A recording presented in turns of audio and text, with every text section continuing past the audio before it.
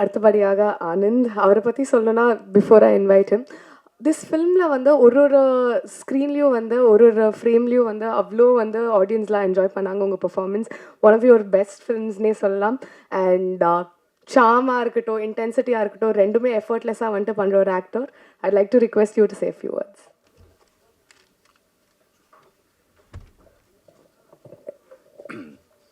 இங்கே வந்திருக்க எல்லாருக்கும் வணக்கம். Plus thanks giving and success meet டிஎன்ஏயோட படத்தோட உண்மையிலே இந்த ஃபீலிங்கே வந்துட்டு ரொம்ப சந்தோஷமாக இருக்குது அண்ட் ஒரு நல்ல ஃபீலிங்காக இருக்குது இது. நாங்கள் வந்து ஒவ்வொரு நாளும் ஒவ்வொரு நொடியும் இந்த படத்தில் வேலை செய்யும்போது இந்த ஒரு தருணத்துக்கு தான் நாங்கள் எல்லாருமே வேலை செஞ்சோம். இந்த சக்ஸஸ் மீட்டில் எல்லாருமே உட்காந்து பேசணும் அப்படின்னு சொல்லி. So it feels great to be a part this. And முக்கியமாக சொல்லணுன்னா நாங்கள் ஒவ்வொரு நாளும் ஷூட்டிங் போகும்போது ஒரு நல்ல படம் எடுக்கிறோங்கிற ஒரு நம்பிக்கையில் தான் போனோம். இந்த படம் எப்படி போய் ரீச் ஆகும் அதெல்லாம் நாங்கள் யாருமே யோசிக்கல. இது இவங்களுக்காக எடுக்கிறோம், இது அவங்களுக்காக எடுக்கிறோம், அந்த மாதிரி எந்த தாட்ஸுமே இல்லாமல் ஒரு நல்ல படம் எடுப்போம், ஒரு ஆனஸ்டான ஒரு படம் எடுப்போங்க அப்படின்னு சொல்லி தான் நாங்கள் செட்ஸ்க்கு போனோம். அண்ட் படம் முடியும் போது we were convince that okay எங்கேயோ we did a good job அப்படின்னு சொல்லி ஒரு கன்விக்ஷன் இருந்தது. பட் போன வெட்னஸ்டே வந்து எங்களுக்கு எல்லாருக்குமே ஒரு ப்ரெஷ் ஷோ இருக்குது அப்படின்னு சொல்லி சொன்னாங்க. So we were all excited to see சரி ப்ரெஸ் எப்படி ரியாக்ட் பண்ண போகிறாங்கங்கிற ரொம்ப எக்ஸைட்மெண்ட்டில் இருந்தோம். அன்றைக்கி நான் வந்து தியேட்டரில் பார்க்கும்போது ரொம்ப நர்வஸாக இருந்தேன். என்னடா ப்ரெஸ் ஒன்றும் சொல்ல மாட்டேன், நோபடி இஸ் ரியாக்டிங், எல்லாருமே கொஞ்சம் குவைட்டாக இருக்காங்களே, என்ன யோசிக்கிறாங்க அப்படின்னு சொல்லி தெரியலையே அப்படின்னு சொல்லி ரொம்ப யோசிச்சிருந்தேன். பட் படம் முடிச்சு ஒரு ஐ திங்க் ஒரு 2-3 செகண்ட்ஸ் கழிச்சு எல்லாரும் நின்று கை தட்டினாங்க. I think that was one moment that ஒரு மாதிரி ஃபுல்ஃபில்லிங்கான ஒரு மொமெண்ட்டாக இருந்தது. அண்ட் எல்லாரையும் சந்திச்சு எல்லார்கிட்டையும் பேசும்போது ஒவ்வொருத்தர் மூஞ்சிலையும் ஒரு சந்தோஷம், அவ்வளோ சந்தோஷப்பட்டாங்க எல்லாருமே, அவ்வளோ என்கரேஜிங்காக பேசினாங்க. ஸோ முக்கியமாக வந்துட்டு ஐ think that was the first என்ன சொல்கிறது ஸ்டெப் டு அஸ். ஒரு சின்ன நம்பிக்கை எங்களுக்கு கொடுத்தது. சரி ஓகே நாங்கள் எடுத்த படம் ப்ரெஸ்ஸுக்கும் ரெசனேட் ஆகுது அப்படின்னு சொல்லி. அண்ட் இப்போ எங்கே போனாலும் தட்ஸ் இஸ் நியூ திங் கிடையாது, இது எப்பவுமே இருந்தது தான். பட் வேர்ட் ஆஃப் மவுத் அப்படின்னு சொல்லி எல்லா இடத்துலையும் சொல்கிறாங்க. Where people start talking about the film and say that இது ஒரு நல்ல படம் போய் பாருங்க அப்படின்னு சொல்லி. பட் அது ஆரம்பிச்சது அந்த வெட்னஸ்டே தான். அந்த வெட்னஸ்டே ப்ரெஷ் ஷோ முடிச்சுட்டு நீங்கள் எல்லாருமே எங்கள் படத்தை உங்கள் படமாக ஆக்குனது வந்துட்டு it gave us a big boost. And அந்த வேர்ட் ஆஃப் மவுத்னால தான் இன்றைக்கி வந்துட்டு ஒரு சக்ஸஸ்ஃபுல் ஃபிலிமாக இருக்குது அப்படின்ற உண்மையிலே ரொம்ப ரொம்ப நம்புகிறேன். அண்ட் அதுக்கு முக்கியமாக நான் நன்றி சொல்லிக்கிறது press and media. So thank you so much, thanks for always supporting our films. And நல்ல படத்தை சப்போர்ட் பண்ணதுக்கு ரொம்ப ரொம்ப நன்றி சொல்லிக்கிறேன். அண்ட் பொதுவாக வந்துட்டு இந்த மாதிரி தியேட்டர் விசிட்ஸ் எல்லாம் போவோம் இல்லைங்களா. இந்த லாஸ்ட் ஒரு 1 or 2 days வந்து நாங்கள் போனோம், மற்ற தியேட்டர்ஸ்க்கெல்லாம் போய் விசிட் பண்ணிட்டு இருந்தோம். ஸோ ரொம்ப ஒரு இன்ட்ரெஸ்டிங்கான ஒரு விஷயம் நடந்தது தியேட்டரில். ஸோ எல்லாரையும் மீட் பண்ணி பேசும்போது எல்லாருமே சந்தோஷமாக பேசினாங்க. They said the movie is nice. சடனாக ஒருத்தர் மட்டும் என்ன பண்ணாங்கன்னா அவங்களுக்கு வந்துட்டு எங்கள் அம்மாவோட வயசு இருக்கும்னு நினைக்கிறேன். அங்கேருந்து கூப்பிட்டுட்டே இருந்தாங்க. நான் பார்த்தேன் அவங்கள. பட் ஒரு 2-3 ஃபோட்டோ எடுத்துக்கிறதுக்காக I just took a couple of seconds. அதுக்குள்ளே அவங்க ஹஸ்பண்ட் வந்து உடனே ஷோல்டரை பிடிச்சிட்டு வாங்க கூப்பிட்றாங்க அப்படின்னு சொன்னாங்க. கூட்டிகிட்டு அந்த பக்கம் போனோடனே அவங்க என்னன்னு தெரியல, என்னை பார்த்த உடனே இப்படி கட்டி பிடிச்சிட்டு தான் பையனுக்கு முத்தம் கொடுக்குற மாதிரி என் கன்னத்தில் ஒரு முத்தம் கொடுத்தாங்க. She Haq me really tightly. ஒரு முத்தம் கொடுத்துட்டு நான் அப்படியே பார்த்த உடனே அழுவ ஆரம்பிச்சிட்டாங்க. எனக்கு என்னடா இவங்க அழுகுறாங்களே அப்படின்னு சொல்லி பார்த்தேன். பட் அவங்க சொன்ன விஷயம் வந்து என்ன சொன்னாங்கன்னா, இந்த மாதிரி என்னமோ தெரில தம்பி, உன் படம் பார்த்தேன், ரொம்ப நல்லா இருந்தது, படம் ரொம்ப நல்லா பண்ணியிருக்கேன், அண்ட் இந்த வெற்றி வந்துட்டு எனக்கு சந்தோஷம் கொடுக்குது அப்படின்னு சொல்லி சொன்னாங்க.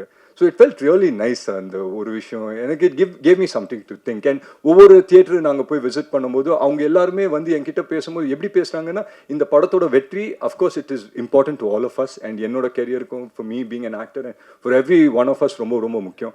பட் இந்த படத்தோட வெற்றி வந்து அவங்களோட வெற்றி மாதிரி அதை வந்து கொண்டாடினது வந்துட்டு ரொம்ப ரொம்ப சந்தோஷப்பட்டேன். And I think that is given us a big boost. And of course நாங்கள் வந்துட்டு நல்ல படம் தான் அங்கே எடுத்தோம். பட் அதை வந்துட்டு ஒவ்வொருத்தர்கிட்டையும் போய் பேசி அதை வந்துட்டு ஒரு நல்ல ஒரு பெரிய படம் ஆக்குனது I think it's the audience only. But ஒரு விஷயம் மட்டும் நான் கான்ஃபிடென்ட்டாக சொல்ல முடியும். இந்த தருணம், இந்த வெரி செகண்ட், நாளைக்கு என்னன்னு எனக்கு தெரியல, பட் இந்த தருணம், இந்த very second I am the happiest man of the world. So அதுக்கு வந்துட்டு I feel very very happy about that. And நான் சொன்ன மாதிரி ஒரு நல்ல படம் தான் எடுத்தோம். அதை வெற்றி படம் ஆக்குனது press and media and audience தான். ஸோ அதுக்கு நான் எவ்வளோ நன்றி சொன்னாலும் பத்தாது. So thank you so much for making this happen. And DNA வந்துட்டு ஒரு நல்ல இடத்துல போய் சேர்த்ததுக்கு ரொம்ப ரொம்ப நன்றி நான் சொல்லிக்கிறேன். டிரெக்டர் சார் எல்லாருக்கும் தேங்க்யூ சொன்னார். And thank you for giving us such a beautiful film. And up next Divya and Anand literally எங்கள் எல்லா ஹார்ட்குள்ளேயும் வந்து உங்கள் கெமிஸ்ட்ரியாக இருக்கட்டும், the way you guys perform, like எங்கேயா ஒரு இடத்துல வந்து குழந்தை கிடச்சிடாதா நாங்கள்லாம் ஃபீல் பண்ண இமோஷன்ஸாக இருக்கட்டும். Thank you so much for that.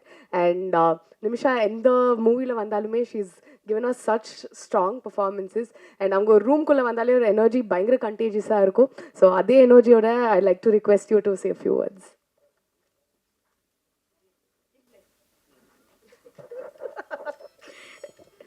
Time ஆயிடுச்சு. എല്ലാവർക്കും വണക്കം. First of all thank you so much. Because എല്ലാ പടം റിലീസാകുമ്പോൾ ഒരു പേടി കാണും, റിലീസാകുമ്പോൾ ആൾക്കാർക്ക് ഇഷ്ടമാവോ ഇല്ലയോ എന്ന്. പക്ഷേ ഇതിൻ്റെ പ്രിവ്യൂ ഷോ വെച്ചപ്പം അതിൻ്റെ റെസ്പോൺസ് കിട്ടിയപ്പോൾ ഞാൻ ആക്ച്വലി വീട്ടിൽ പോയിട്ടൊന്ന് ഉറങ്ങി. എന്നാൽ actually I didn't sleep actually. എനിക്ക് ഉറങ്ങാൻ പറ്റണില്ലായിരുന്നു. ഞാൻ 2 മണിക്ക് I called Nelson sir and I'm like I'm getting so many messages. എനിക്ക് ഉറങ്ങാൻ പറ്റുന്നില്ല. I'm so overwhelmed. So thank you so much for all the love. And ഇപ്പോൾ എല്ലാവരും പറയും പെർഫോമൻസ് നന്നായിട്ടുണ്ട്. So I would like to give that credit to my director because I am a director's actor. എൻ്റെ എപ്പോഴും ഞാൻ പറയും performance നന്നായിട്ടുണ്ടെങ്കിൽ it's because of my director. ആ ഗൈഡൻസും ദിവ്യ എന്നൊരു ക്യാരക്ടർ എന്താണെന്ന് എനിക്ക് പറഞ്ഞു തന്നതിൽ. So thank you so much Nelson sir. And Atharva, നമ്മൾ പറയും എല്ലാ പടത്തിൽ നിന്ന് നമുക്കൊരു ടേക്ക് അവേ കാണും. ചില പടത്തിൽ അത് ക്യാരക്ടർ ആയിരിക്കും, അല്ലെങ്കിൽ ആ ക്യാരക്ടർ പറയാൻ നോക്കുന്ന മെസ്സേജസ് ആയിരിക്കും. പക്ഷേ എനിക്ക് ഈ പടത്തിൽ 2 ടേക്ക് അവേ ഉണ്ട്. That's my director and Atharva. എനിക്ക് ഒരുപാട് ഞാൻ എൻജോയ് ചെയ്തിട്ട് ഷൂട്ട് ചെയ്തൊരു പടമാണ്. The film is like very close to my heart. Atharva ഭയങ്കര ബ്രില്യൻറ്റ് ആക്ടറാണ്, ഭയങ്കര ഡെഡിക്കേറ്റഡ് ആണ്, ഭയങ്കര ഫോക്കസ്ഡ് ആണ്. ഐ ആം സംവൺ, ഞാൻ കൂടുതൽ ഫോക്കസ്ഡ് അല്ല. എനിക്ക് കുറേ നേരം അങ്ങനെ അറ്റൻഷൻ സ്പാൻ എൻ്റെ ഭയങ്കര കുറവാണ്. But I have seen Atharva like director പറയുന്ന കാര്യങ്ങൾ കേൾക്കും, ലൈക്ക് സെറ്റിൽ ഓൺ ടൈം എത്തും, എല്ലാ കാര്യങ്ങളും ചെയ്യും. And thank you so much for all the support. I think Divya incomplete ആയിരിക്കും വിത്തൗട്ട് അഥർവ ആനന്ദ്. ആൻഡ് നമ്മൾ പടത്തിനെ കുറിച്ച് പറയുമ്പോൾ movie is A collective thing. Like അതിൽ ഡയറക്ടർ, DOP അല്ലെങ്കിൽ ആക്ടേഴ്സ് മാത്രമല്ല, എഡിറ്റേഴ്സ്, അതിൽ അസിസ്റ്റൻറ്റ് ഡയറക്ടേഴ്സ് ഉണ്ട്, ആർട്ട് ഡിപ്പാർട്ട്മെൻറ്റ് ഉണ്ട്, പ്രൊഡക്ഷൻ്റെ ആൾക്കാരുണ്ട്. നമ്മളുടെ അടുത്ത് നമ്മൾ ടയേർഡായി നിൽക്കുമ്പോൾ നാരങ്ങ വെള്ളം അല്ലെങ്കിൽ ടീ കൊണ്ടുവന്ന് തരുന്ന അണ്ണന്മാരുണ്ട്. So I would like to thank each and every one. DNA success is because of those people also. And audience വരെ ഞങ്ങളുടെ മൂവി നല്ലതാണെന്ന് എത്തിച്ചത് പ്രസ്സാണ്. So thank you so much for all the love and support.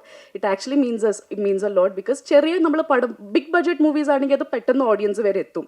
നമുക്കത് കൂടുതൽ എന്താ പറയുക ചെയ്യേണ്ടി ഒന്നും ആവശ്യം വരാറില്ല. പക്ഷേ ഇങ്ങനത്തെ പടങ്ങൾ നമ്മൾ എടുക്കുമ്പോൾ ആക്ച്വലി പ്രസ്സിൻ്റെ നമുക്ക് കുറേ സപ്പോർട്ട് കിട്ടിയാലാണ് അത് ഓഡിയൻസ് വരെ എത്തുന്നത്. So thank you so much. And കൊളന്തുണ്ടായി നമ്മൾ മൂവിയിൽ ത്രൂ ഔട്ട് നമുക്ക് 2-3 കുട്ടി പാപ്പാസ് ഉണ്ടായി, ലൈക്ക് 48 days അല്ലെങ്കിൽ 30 days ഉണ്ടായ. സോ അവരുടെ പേരൻസിന് താങ്ക് യു പറയണം. ബിക്കോസ് നമുക്കറിയാം ഭയങ്കര കഷ്ടമാണ് ഒരു കുട്ടീനെ എല്ലാവരുടെ കയ്യിൽ നമ്മൾ കൊടുക്കുമ്പോൾ, അത് പാടാണ്. പക്ഷേ ആ പേരൻസിന് ഒരിക്കലും ഒരു പ്രശ്നം ഉണ്ടായില്ല. And they actually trusted us. കുട്ടീനെ ഞങ്ങളുടെ കയ്യിൽ തന്നു, അവർക്കൊരു പ്രശ്നമില്ലായിരുന്നു. സോ താങ്ക്സ് ടു അവരുടെ പേരൻസിന് ആൻഡ് എല്ലാ ആക്ടേഴ്സിനും ആൻഡ് ദ എൻറ്റയർ ക്രൂ. ഞാൻ കുറേ സംസാരിക്കുന്നില്ല ബിക്കോസ് എനിക്കറിയാം കുറേ സംസാരിക്കുമ്പോൾ നിങ്ങൾക്കും ബോറടി തുടങ്ങും. സോ എൻ്റെ ഇനിയും വരുന്ന പടങ്ങളിൽ നിങ്ങളെല്ലാവരുടെയും സപ്പോർട്ടും അനുഗ്രഹവും ഞാൻ പ്രതീക്ഷിക്കുന്നു. Thank you so much. Main man of the ஃபிலிம்னு சொல்லலாம், அது டைரக்டர் ஆஃப் த ஃபிலிம். ஒரு நாள் கூத்துலேருந்து தொடர்ந்து he's given us lovely films. And இந்த படமும் ரொம்பவே அமேசிங்காக அமைஞ்சிருக்கு உங்களுக்கு. So I like to invite Nelson Venkatesan அவர்கள் டு சே ஃபியூ வேர்ட்ஸ்.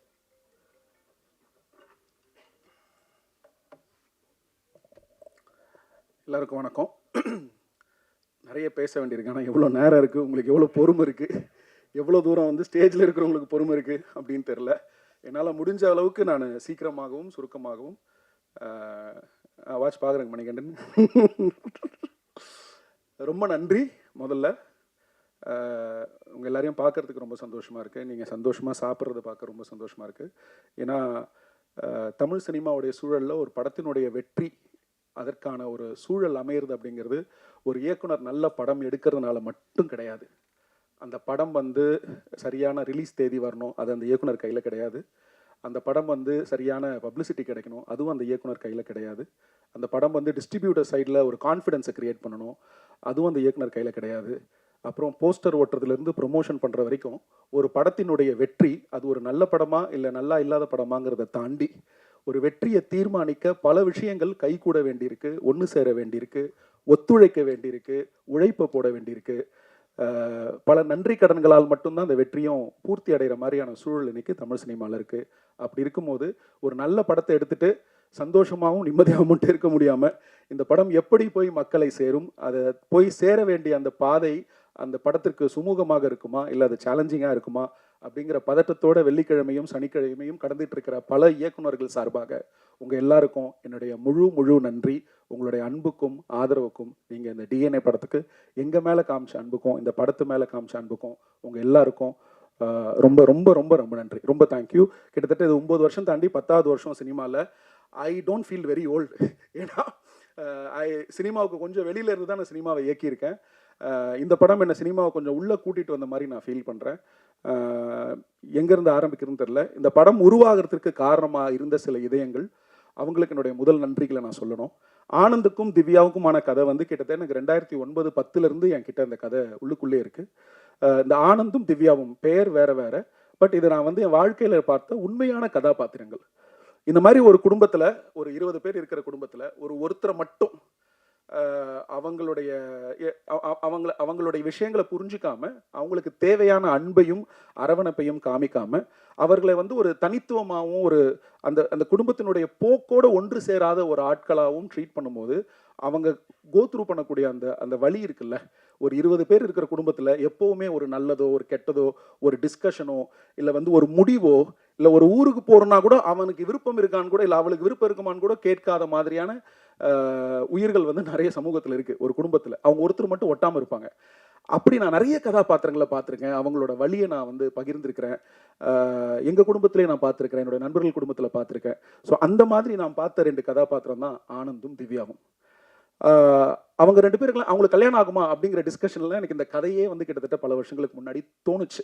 அந்த டிஸ்கஷன் என் முன்னாடி ஒருத்தர் பேசிகிட்டு இருக்கும்போது, சரி நீங்கள் பண்ணலன்னா என்ன, அந்த கல்யாணத்தை நான் பண்ணி வைக்கிறேன், அவங்க 2 பேரும் ரொம்ப சந்தோஷமாக வாழ்வாங்க அப்படின்னு நான் அன்னைக்கு எடுத்த முடிவு கிட்டத்தட்ட 14-15 ஆண்டுகளுக்கு தாண்டி இப்படி டிஎன்ஏன்னு ஒரு படமாக, அதில் வந்து அந்த கைக்குழந்தை சம்மந்தப்பட்ட ஒரு கிரைம் சம்மந்தப்பட்ட ஒரு விஷயமாகவும் உங்களை வந்து சேர்ந்தடைஞ்சிருக்கும் போது எனக்கு என்ன தோணுதுன்னா, ஒரு பவர்ஃபுல் ஸ்டோரி, அதுக்குள்ளே ஒரு பவர்ஃபுல் எமோஷன், அதை தாங்கி பிடிக்கிற கதாபாத்திரங்கள் இருந்தாலும், இன்னும் 10 வருஷம் கழித்து இந்த நான் கதையை எடுத்திருந்தாலும் அதற்கான வரவேற்பும் அன்பும் மக்களிடமிருந்தும் சரி உங்களிடமிருந்தும் சரி கிடைச்சிருக்குங்கிற நம்பிக்கையை விதைச்சதுக்கு உங்கள் எல்லாருக்கும் அடுத்த நன்றி. அந்த உண்மையான ஆனந்துக்கும் அந்த உண்மையான திவ்யாவுக்கும் இந்த வெற்றியை நான் சமர்ப்பிக்கிறேன். அவர்கள் இன்னும் உயிரோடு இருக்கிறாங்க, ஆனால் வேற ஆட்களை கல்யாணம் பண்ணிட்டு ரொம்ப சந்தோஷமாக இருக்கிறாங்க. அதனால் அவங்களுக்கு இந்த வெற்றியை நான் சமர்ப்பிக்கிறேன். ஆனந்துக்கும் திவ்யாவுக்கும் இந்த வெற்றி சமர்ப்பணம். அடுத்தது இந்த படம் நடக்கிறதுக்கு வந்து சுரேஷ் சந்திரா சார், நம்ம அதர்வா பிரதரை மேனேஜ் பண்ணிட்டு இருக்காரு.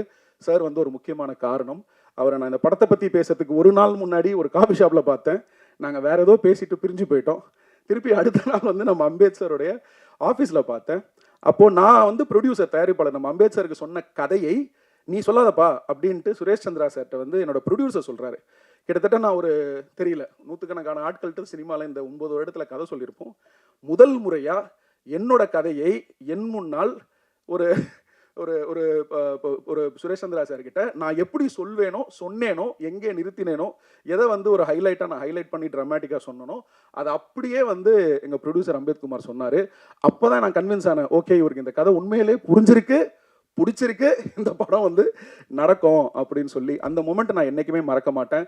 அதுக்கப்புறம் வந்து அதர்வா பிரதர் கூட நான் ஃபஸ்ட்டு ஒரு மீட்டிங் தான் நான் பேசினேன் கதை சொல்லும் போது. அதுக்கப்புறம் நான் படம் முடிவாகிற வரைக்கும் நெருக்கத்தில் தான் நான் பேசுகிற சூழ்நிலை நடந்துச்சு.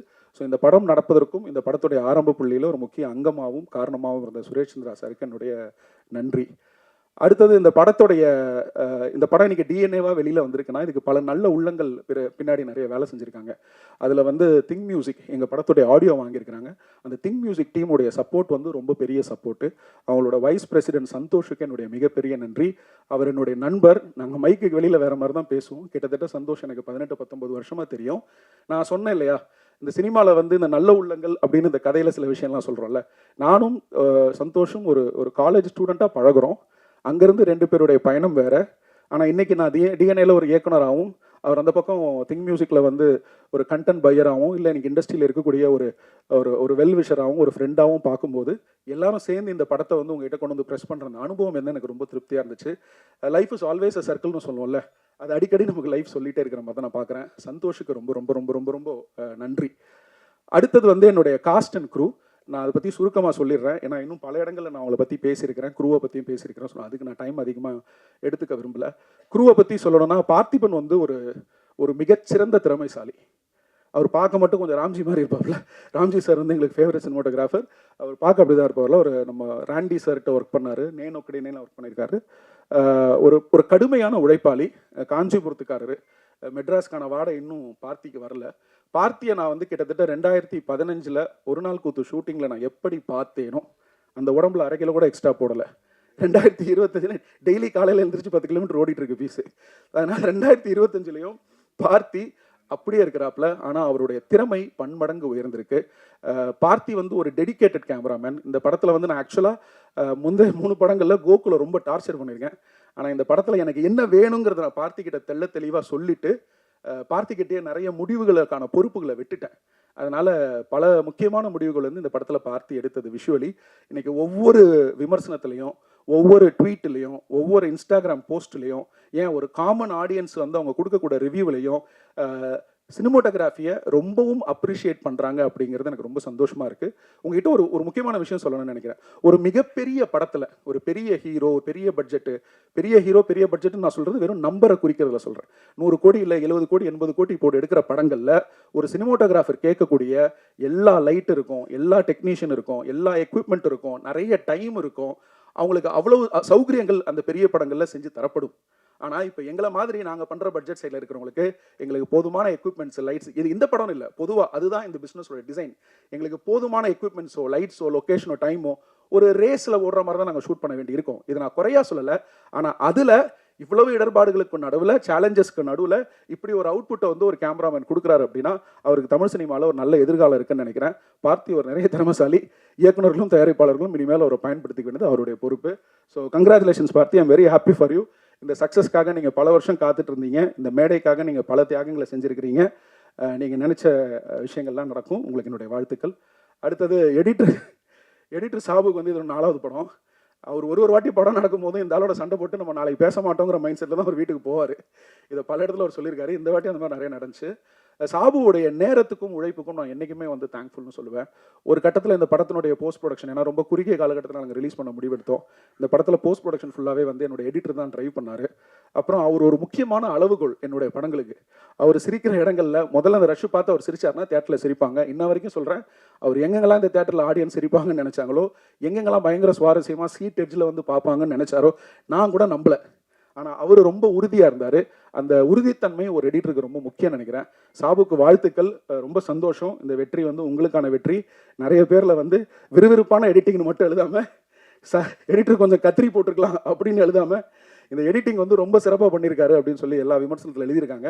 ரொம்ப சந்தோஷமாக இருக்குது. சாபுக்கு வாழ்த்துக்கள். அதிஷாவோட ரைட்டிங் வந்து ஒரு பெரிய ஜேர்னி. ரைட்டிங் வந்து ஒரு தனிப்பட்ட பர்சனல் ப்ராசஸ் ஒரு டைரக்டருக்கு. அவரோட அரசியல், அவரோட பார்வை, அவரோட ஃபிலாசபி, அவரோட ரசனை, சாய்ஸஸ்ஸு, அப்புறம் டயலாக் ஸ்லாங்கிலேருந்து பல விஷயங்கள் வந்து அந்த ரைட்டரோட வந்து ஒத்துப்போணும். அந்த டேஸ்ட் வந்து செட் ஆகணும். எனக்கு அதிஷாவுக்கும் செட் ஆகுமான்னு நிறைய டவுட் இருந்துச்சு. அதிஷா பற்றி உங்கள் எல்லாருக்கும் நிறைய பேருக்கு தெரிஞ்சிருக்கும். அவரை கையாளுறது சாதாரண விஷயம் கிடையாது. ஆனால் அது எல்லாத்தையும் மீறி எனக்கும் அதிஷாவுக்கும் வந்து இந்த ஜேர்னி உருவானது காரணம் ஐ திங்க் ஒரு சின்ன எக்ஸ்சேஞ்ச் ஆஃப் லவ், ஒரு அன்பு இருக்குது அப்படின்னு நினைக்கிறேன். நான் நல்லா இருக்கணும்னு நீங்களும், நீங்கள் நல்லா இருக்கணும்னு நானும் நினைக்கிறேன். அந்த அன்பு தான் எங்களை வந்து ஜேர்னியாக ட்ராவல் பண்ண ஆரம்பிச்சது. அப்புறம் நாங்கள் ரொம்ப நெருங்கிய நண்பர்கள் ஆகிட்டோம். அதிஷா கிட்ட ஒரு அழகான சமூக சாமானிய பார்வை இருக்குது. அது எனக்கு ரொம்ப பிடிச்சிருக்கு. மற்றபடி அவரோட எழுத்து திறமையை பற்றி பேசுறதுக்கான சூழல் நேரம் நிறைய இருக்கு. நான் அப்புறம் பேசிக்கிறேன். ஒரு சாதாரண மனுஷனா தினமும் காலையில் எழுந்திரிச்சு ஓட்டப்பந்தயத்தில் கலந்துக்கக்கூடிய ஒரு எழுத்தாளன் வந்து நான் இதுக்கு முன்னாடி படித்தது வந்து ஹார்கி முருகாமி தான். What I been think about running when I'm running அப்படின்னு ஒரு நாவல் இருக்குது. ஹார்கி முருகாமி வந்து என்னோட ரொம்ப முக்கியமான எழுத்தாளர். ஸோ எனக்கு அதிஷாவை பார்க்கும்போதெல்லாம், சிங்கப்பூரில் இருக்கார், நோபல் பரிசு பெற்ற எழுத்தாளர். எனக்கு அதிஷாவை பார்க்கும்போதெல்லாம் ஒரு விதமான ஹார்கி முருகாமியை தான் நான் பார்க்குற மாதிரி இருக்கும். அவர் உண்மையாகவே ஒரு பெரிய ஹார்கி முருகாமியாக வரணும் அப்படிங்கிறது என்னோட ஆசை. வாழ்த்துக்கள் அதிஷா. இன்னும் ஒரு சிலர் இங்கே இல்லை. என்னோட மியூசிக் கம்போசர்ஸ் சாகி சிவா, ஸ்ரீகாந்த் தெரிகரன், அதுக்கப்புறம் வந்து அனல் ஆகாஷ், சத்யபிரகாஷ், இவங்க யாரும் இங்கே இல்லை. பட் அவங்க எல்லோருக்கும் என்னோட நன்றி. அவங்களோட பாடல்கள் திரையில் வந்து நீங்கள் பார்த்துருப்பீங்க.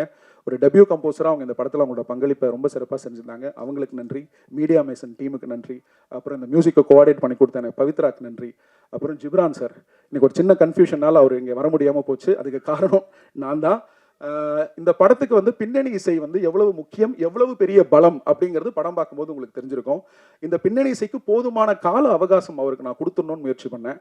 கிட்டத்தட்ட ஒரு 4-5 ஐட்ரேஷன்ஸ் நாங்கள் பண்ணியிருக்கோம். படம் ஃபுல்லாக இந்த படத்தை ட்ராவல் பண்ணேன். ஏன்னா இந்த படத்தில் அதிக நேரம் வந்து டயலாக்ஸ் இல்லாமல் அதிக நேரம் வந்து என்ன சொல்கிறது, மியூசிக்கலாகவே ரொம்ப நேரம் ட்ராவல் பண்ணுற மாதிரியான சீக்வன்சஸ் இருக்குது. ஒரு சேஸ் சீக்வன்ஸாக இருக்கட்டும், இல்லை வந்து ஒரு ஃபைட் சீக்வன்ஸாக இருக்கட்டும், இல்லை வந்து ஒரு டென் சீக்வன்ஸாக இருக்கட்டும். அந்த டென்ஷனை இன்னைக்கு சீட் எட்ஜில் நீங்கள் ஃபீல் பண்ணுறீங்க அப்படின்னா அதுக்கு எந்த அளவுக்கு விஷுவல் முக்கியமோ அதுக்கு சம அளவு அந்த இசையை உங்களுக்கு கொண்டு வந்து சேர்த்த என்னுடைய ரீரெக்கார்டிங் மிக்சர் தபஸ் நாயக் சார். ஏன்னா அவர் தான் குபேராகும் மிக்சர். 2 படமும் ஒரே நாளில் ரிலீஸ். அந்த மனுஷன் வந்து தூக்கம் இல்லாமல் வேலை செஞ்சனால தான் இந்த படம் டைமுக்கு வந்தது. தபஸ் நாயக் சாருக்கு ஆரம்பிச்சு, என்னுடைய சவுண்ட் டிசைனர் பிரதாப்பில் ஆரம்பிச்சு, அதுக்கப்புறம் எனக்கு டப்பிங் பண்ணி கொடுத்த திலீபன் அவருடைய அசிஸ்டன்ட்ல ஆரம்பிச்சு, எனக்கு கம்போஸ் பண்ணி கொடுத்த ஜிப்ரான் சார் வரைக்கும் இந்த சவுண்டு டிபார்ட்மெண்ட்டில் கம்ப்ளீட்டாக ஒர்க் பண்ண ஒவ்வொரு டெக்னீஷியனுக்கு நன்றியை சொல்லிக்கிறேன். எனக்கு எந்த அளவுக்கு பிக்சர் முக்கியமோ அதுக்கு சம அளவு எனக்கு சவுண்டு முக்கியம். அதனால் யூஸ்வலாக அவங்களுக்கான அங்கீகாரமும் அதுக்கு அந்த உழைப்புக்கான வேலிடேஷனும் கிடைக்காம போகும். ரொம்ப பிரதானமாக நீங்கள் இது எழுதணும். தமிழ் சினிமாவில் நீங்கள் சவுண்டு டெக்னீஷியன்ஸ் வந்து one of the finest technicians நமக்கு இந்தியாவிலேயே ஃபைனஸ்ட் டெக்னீஷியன்ஸ் இருந்திருக்காங்க. அது ஸ்ரீதர் சாராக இருக்கட்டும், இல்லை ஏஎஸ் லட்சுமி நாராயண் சாராக இருக்கட்டும், இல்லை இன்றைக்கி இருக்கக்கூடிய நிறைய மிக்சிங் இன்ஜினியர்ஸ், சவுண்ட் இன்ஜினியர்ஸ் எல்லாமே தமிழ்நாட்டிலிருந்து போனவங்க. ஸோ அவங்களுக்கு உரிய அங்கீகாரத்தையும் மரியாதையும் தரணும்னு நினைக்கிறேன். ஸோ இந்த படம் நல்ல சவுண்ட் குவாலிட்டியில் ஒரு நல்ல தியேட்டரிக்கல் எக்ஸ்பீரியன்ஸாக வந்ததுக்கு என்னோட என்டையர் சவுண்ட் டீம் காரணம். ஸ்டார்டிங் ஃப்ரம் ஜிப்சாம் சார் டு தபக் சார், எல்லாருக்கும் என்னுடைய நன்றி, வாழ்த்துக்கள். காஸ்ட் எவ்வளோ டைம் இருக்கு? முடிச்சிடுறேன். You have to leave right, I know. So Vijay ma'am வந்து ஃபஸ்ட் டைம் அவங்க வீட்டில் போய் கதை சொன்னேன். அவங்க வீட்டுக்குள்ளே போனவொடனே இந்த எக்ஸ்பீரியன்ஸே வித்தியாசமாக இருந்தது. அதனால் சாப்பிட வைக்காமல் அனுப்ப மாட்டேன் அப்படின்னு சொல்லிட்டாங்க. நான் வந்து அன்னமிட்ட கை அப்படின்னாங்க. டைட்டில் நல்லா இருக்கு, அடுத்த படத்துக்கு வச்சுக்கிறேன். அவங்க வந்து அவங்களோட ஸ்க்ரீன் ப்ரெசன்ஸ் எனக்கு ரொம்ப பிடிக்கும். நான் நிறைய வாட்டி சொல்லியிருக்கேன், ஐம் ஃபேன் ஆஃப் ஐஸ் அப்படின்ட்டு. எப்படி அதர்வா கண்களை பற்றி நான் நிறைய இடத்துல பேசியிருக்கணும். ஒரு வாட்டி எடிட்டில் பார்க்கும்போது அவங்க கண்களை பார்த்துட்டு என்ன பவர்ஃபுல்லான ஒரு ஐஸ் இல்லை அப்படின்னு நான் சொல்லுவேன். அப்புறம் அவங்க வந்து என்னென்னா ரொம்ப வருஷமாக நடிக்கிறாங்க. ஆனால் அவங்க நடித்த படங்களோட எண்ணிக்கையை வந்து சொன்னால் எனக்கு ஆச்சரியப்பட்டுட்டேன். நான் என்ன சொல்கிறீங்க, நிறைய படம் நடிக்கிற மாதிரி இருக்குது, ஆனால் நீங்கள் வந்து குறைவான எண்ணிக்கை தானே சொல்கிறீங்க அப்படின்னு கேட்டதுக்கு, அப்போ ஆக்சுவலாக பின்னாடி இருக்கிற காரணம் என்னவா இருக்குன்னா, choice. We are nothing but the choices we make. நம்ம யார் என்று அறியப்படுகிறோம், அது இட்ஸ் நத்திங் பட் அதெல்லாம் நம்ம தேர்வு செய்யக்கூடிய அந்த சாய்ஸஸோடைய ரிசல்ட் தான். இந்த படம் எடுக்கணும்னு நாங்கள் எடுக்கிற முடிவு, இந்த படம் எடுக்கணும்னு ப்ரொடியூசர் எடுக்கிற முடிவு எங்களை கொண்டு வந்து இங்கே நிறுத்தியிருக்கு. ஸோ அந்த மாதிரி அவங்களோட சாய்ஸஸ் வந்து ஒரு குவாலிட்டியான ஆர்டிஸ்ட், ஒரு குவாலிட்டியான ஆக்டர் அப்படிங்கிறத எஸ்டாப்ளிஷ் பண்ணியிருக்கு. அவங்க இந்த படத்தில் ரொம்ப நல்ல பங்களிப்பை கொடுத்துருக்காங்க. நன்றி. இன்னும் நிறைய அவங்களோட ஒர்க் பண்ணணும்னு ஆசைப்பட்றேன். போஸ் அண்ணன் 4 நாள் தான் ஒர்க் பண்ணணும்னு நினைக்கிறேன். அவர் எனக்கு முன்னாடியே பரிச்சயம். உண்மையிலேயே அவருக்கு கேமரா வச்சுட்டு நான் ரசித்தேன். இதை நான் இது வரைக்கும் அவர்கிட்ட சொல்லலை. ஏன்னா ஒரு நல்ல கிரியேட்டருக்கு ஒரு ஃப்ரேம்குள்ளே ஒரு ஆர்டிஸ்ட் வந்ததும் அந்த ஃப்ரேமை ஓன் பண்ணுறாங்கன்னு வச்சுக்கோங்களேன், அது பார்க்கறதுக்கு அப்படி ஒரு எக்ஸைட்மெண்ட்டை தரும். ஏன்னா நாங்கள் எழுதுனதை வந்து உயிரோட பார்க்குறோம்ல, அது வர்ற மொமெண்ட் எப்போன்னா கேமராலாம் வச்சுருவோம், லைட்டெல்லாம் பண்ணிவிடுவோம், மூவ்மெண்ட்லாம் பார்த்துருவோம், செக் பண்ணுறோம், அசிஸ்டன்ஸை வச்சு நாங்கள் வந்து மார்க்கெல்லாம் போட்டுருவோம். அவங்களை இப்படி ஓரம் போட்டுட்டு லைட்டெல்லாம் போட்டு அந்த ஆர்டிஸ்ட் அங்கே உட்கார வைக்கிறோம்ல, அப்போ அந்த காட்சி வந்து உயிர் பெறும். ஒரு கிரியேட்டராக அந்த காட்சி உயிர் பெறுவதை நீங்கள் பார்ப்பீங்க. அது அந்த ஆர்டிஸ்ட் வந்து நிற்கும் போது தான் பூர்த்தி ஆகும். அப்படி அவர் அந்த இடத்துல வந்து உட்காந்ததுமே அவர் நடிக்க போகிற அடுத்த அந்த 10-15 விஷயங்களை பற்றி என் மைண்டு யோசிக்கவே இல்லை. கூப்பிட்டு உட்கார எங்கப்பா சரியாக போயிடும் அப்படின்னு நினச்சிட்டேன். அந்தளவுக்கு ஒரு நல்ல ஸ்க்ரீன் ப்ரெசஸ் உள்ளவர். நான் சின்ன வயசுலேருந்து பார்க்குறேன்னு சொன்னால் கோச்சிப்பார். சீரியல்லேருந்து அவர் நான் பார்த்துட்டு இருக்கேன். அவருடைய குரலுக்கு நான் ரசிகன். அவர் வந்து இன்னும் நிறைய வித்தியாசமான கதாபாத்திரங்கள் பண்ணணும். தமிழ் சினிமா அவர் இன்னும் நல்லா பயன்படுத்திக்கணும். என்கிட்ட அடிக்கடி கேவி ஆனந்த் சார் பேசும்போது அவரை பற்றி சொல்லுவார். இதை நான் இன்னும் அவர்கிட்ட சொன்னதில்லை. கேவி ஆனந்த் சார் அவருக்கு ரொம்ப பிடித்த ஒரு இயக்குனர். எனக்கு என்னோட முதல் படத்துடைய ஆடியோ லான்ச்சுக்கு அவர் வந்திருந்தார். நாங்கள் எப்போ பேசினாலும் நடிகர்களை பற்றி பேசும்பொழுது அதில் போஸ் வெங்கட் சாரோட பேர் வரும். அடுத்தது எங்கள் அண்ணன் சிவா அண்ணன். உண்மையிலே நான் அவரை நடிக்க கூப்பிடும்போது என்ன நினச்சேன்னா, ஒரு பெரிய இயக்குனர், அப்புறம் இன்னைக்கு ஒரு பெரிய ஹீரோவோட தொடர்ந்து பயணம் செஞ்சுட்டு இருக்காரு. அவர் யார், தாடி கட்டிலாம் வச்சுட்டு ஆள் ஒரு மாதிரி இருந்தார்.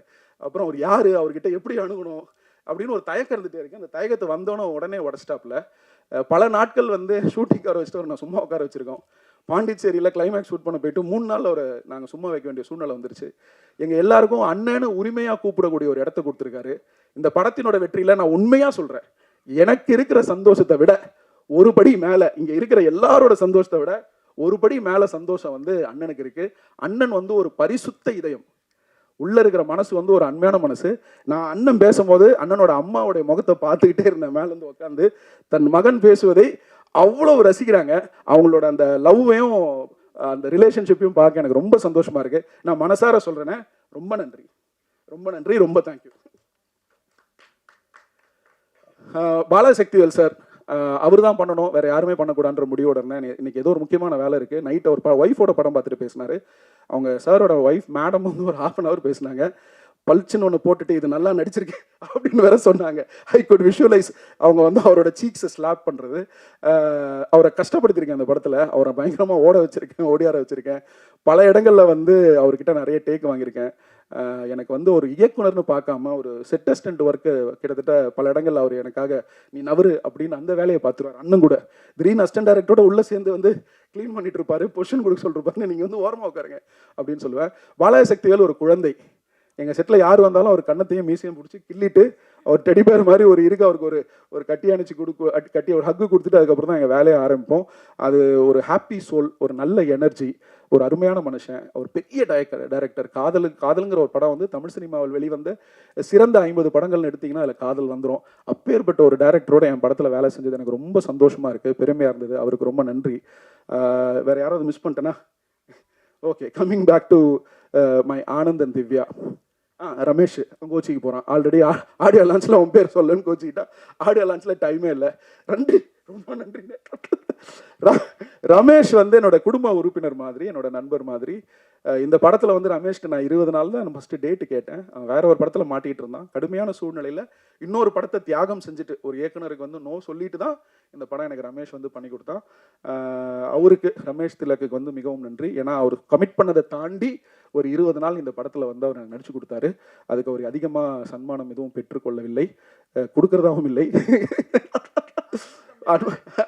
ஆமாம். ஸோ ரமேஷோடைய பங்களிப்பு வந்து ஒரு திருப்திகரமான பங்களிப்பு ஆஃப்டர் ஒரு நாள் கூத்து. இன்னும் நிறைய ரமேஷ் வந்து கேரக்டர் ரோல்ஸ் பண்ணணும் அப்படின்னு நான் வந்து விரும்புகிறேன். அதனால் ரமேஷுக்கு வாழ்த்துக்கள். நடிகர்கள் முடிச்சுட்டு வந்துடுறேன்.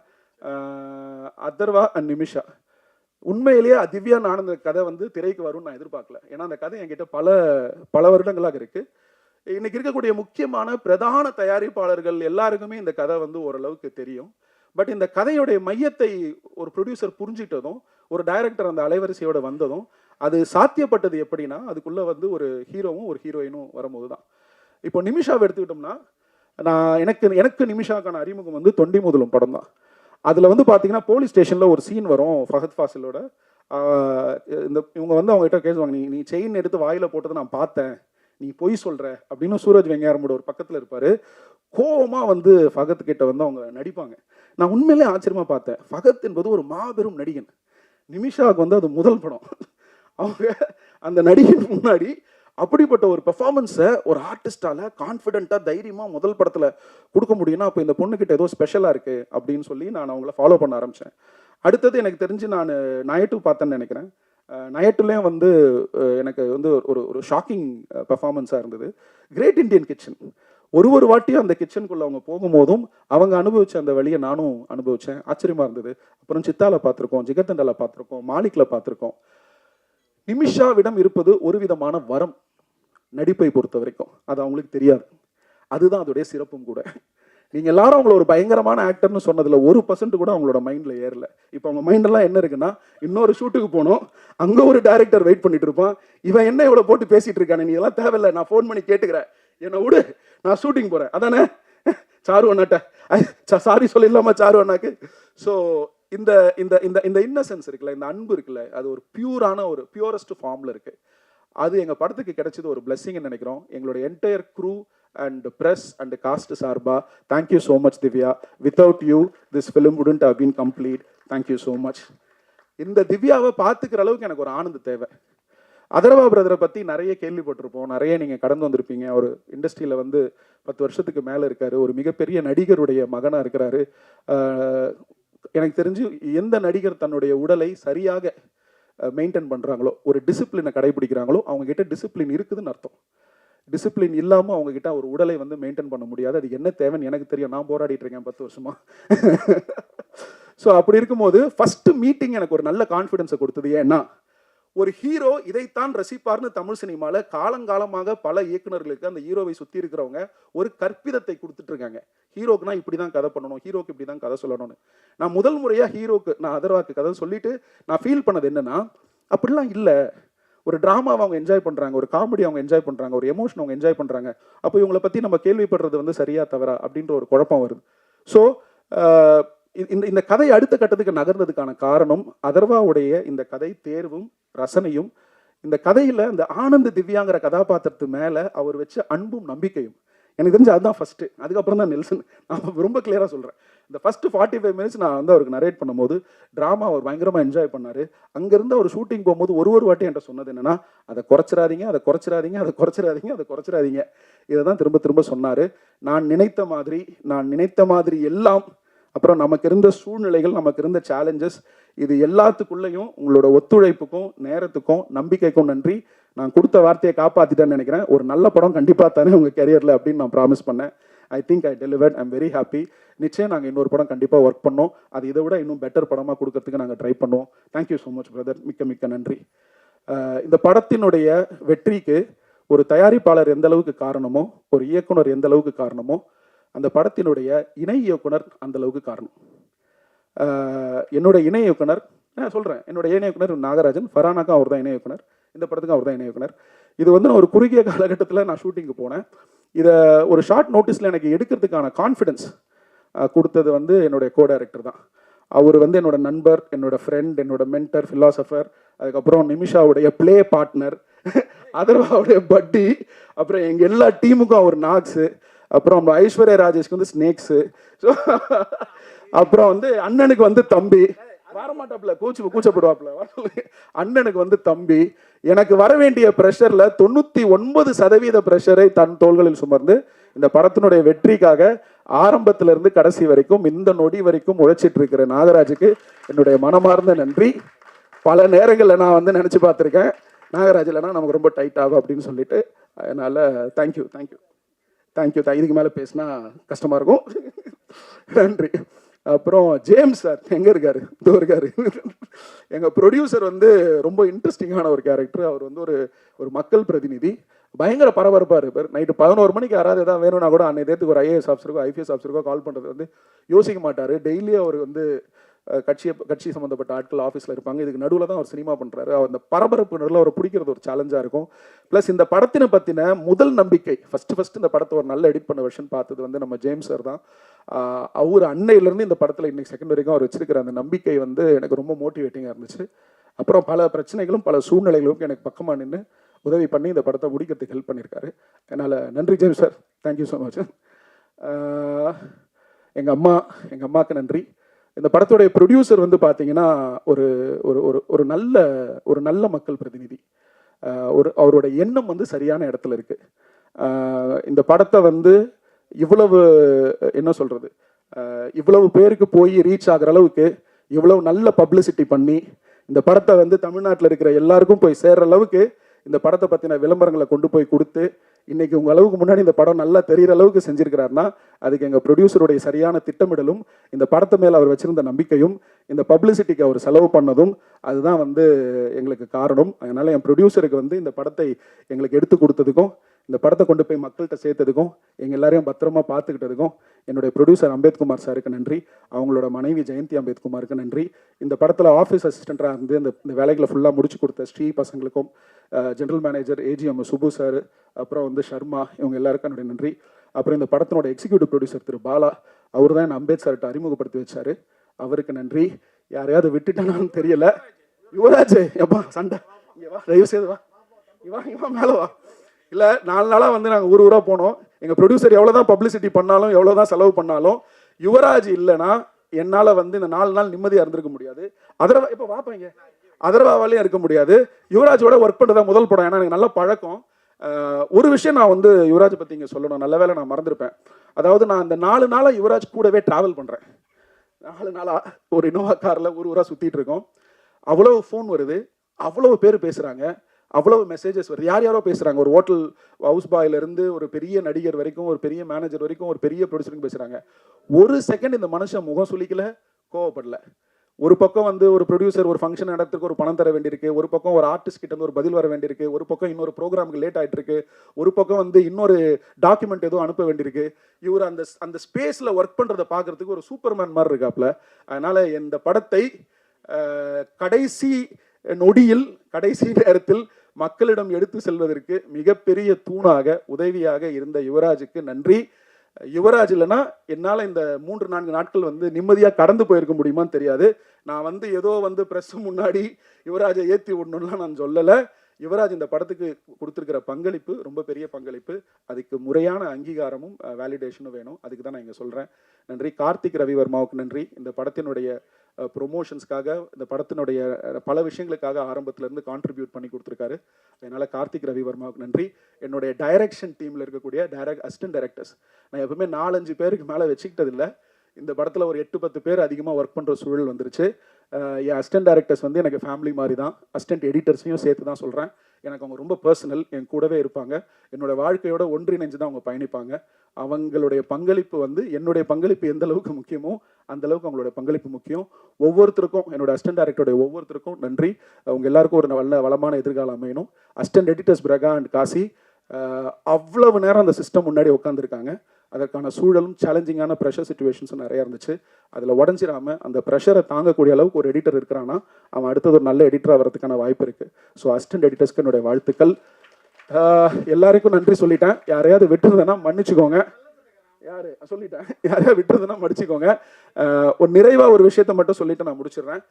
தமிழ் சினிமா சூழலில் இன்னைக்கு இருக்கக்கூடிய அந்த ஈகோ சிஸ்டமில் அதிகமாக மக்களை திரைக்கு வர வைக்கிறதுக்கான ஒரு நோக்கம், ஒரு திசை, ஒரு எஃபர்ட் வந்து எல்லா பக்கத்துலேருந்து வர வேண்டியிருக்கு. அது வந்து ப்ரெஸ்ஸிலேருந்து, யூடியூபர்ஸ்லேருந்து, சோஷியல் மீடியா இன்ஃப்ளூயன்சஸ்லேருந்து, நடிகர்கள்லேருந்து நம்ம எல்லாருமே எந்த திசை நோக்கி போயிட்டுருக்கோம், எந்த திசை நோக்கி ஓடிட்டுருக்கோம், எது நம்ம பர்பஸ். இப்போ நீங்கள் ஒரு வீடியோவை டெலிகாஸ்ட் பண்ணுறீங்க, ப்ராட்காஸ்ட் பண்ணுறீங்க, இல்லை ஒரு யூடியூப்பில் ஒரு படத்தோட ரிவ்யூ போடுறீங்கன்னா, நான் ஒரு படம் எடுக்கிறேன்னா, இப்போ இவங்க ஒரு படம் நடிக்கிறேன்னா, இவங்கெல்லாம் எதை நோக்கி பயணிக்கிறாங்க அப்படின்னா, for a healthy ecosystem. நிறைய நல்ல சினிமா வரணும், அந்த சினிமாவை எல்லாரும் நல்லா பார்க்கணும், நிறைய பணம் சம்பாதிக்கணும், அந்த சினிமா மூலமாக மக்கள் பயனடையணும். அதை ஒரு ஃபிலிம் அப்ரிசியேஷனாக ஒரு ரிவ்யூவர் பேசணும், அதில் இருக்கக்கூடிய நிறை குறைகளை சொல்லணும். நம்ம அனைவருடைய கூட்டு முயற்சியினுடைய அடுத்த கட்டம் அப்படின்னா இந்த சினிமாங்கிற ஈகோ சிஸ்டத்தை ஒரு பாசிட்டிவான, ஒரு ஹெல்த்தியான, ஒரு நல்ல ஈகோ சிஸ்டமாக மாற்றுறது தான். அதுக்கு எல்லா சைட்ல இருந்தும் ஹெல்ப் எனக்கு தேவைப்படுது. எங்களுக்கு தேவைப்படுது. நீங்கள் எழுதிய ஒவ்வொரு ரிவ்யூ நான் படித்தேன், நீங்கள் பேசின ஒவ்வொரு ரிவ்யூ நான் கேட்டேன். உங்களுடைய ஒவ்வொரு வரியும் வந்து நான் வேல்யூ பண்ணுறேன். உங்களுடைய நீங்கள் நிறைகள்னு சொல்ல விஷயங்களை நாங்கள் சந்தோஷமாக ஏற்றுக்கிறோம், குறைகள்னு சொன்ன விஷயத்தை நாங்கள் இம்ப்ரூவ் பண்ண ட்ரை பண்ணுறோம். ஆனால் அதே நேரத்தில் ஒரு இயக்குனராக ஒரு ரிவ்யூ பண்ணக்கூடிய அந்த ஈகோ சிஸ்டத்துக்கு நான் வைக்கக்கூடிய குறிக்கோள் என்னென்னா, ஒரு ரிவ்யூங்கிறது ஒரு நிறுவனம் சார்ந்ததா, ஒரு தனிப்பட்ட மனிதனுடைய ரசனை சார்ந்ததா, இல்லை நீங்கள் ஸ்பாய்லர்னு சொல்கிறதுல மைல்டுனா எவ்வளோ மைல்டு, அதோடைய அளவுகோல் என்ன, இல்லை ஸ்பாய்லர்னா அதோடைய அளவுகோல் என்ன, இந்த அளவுகோலை யார் தீர்மானிக்கிறது?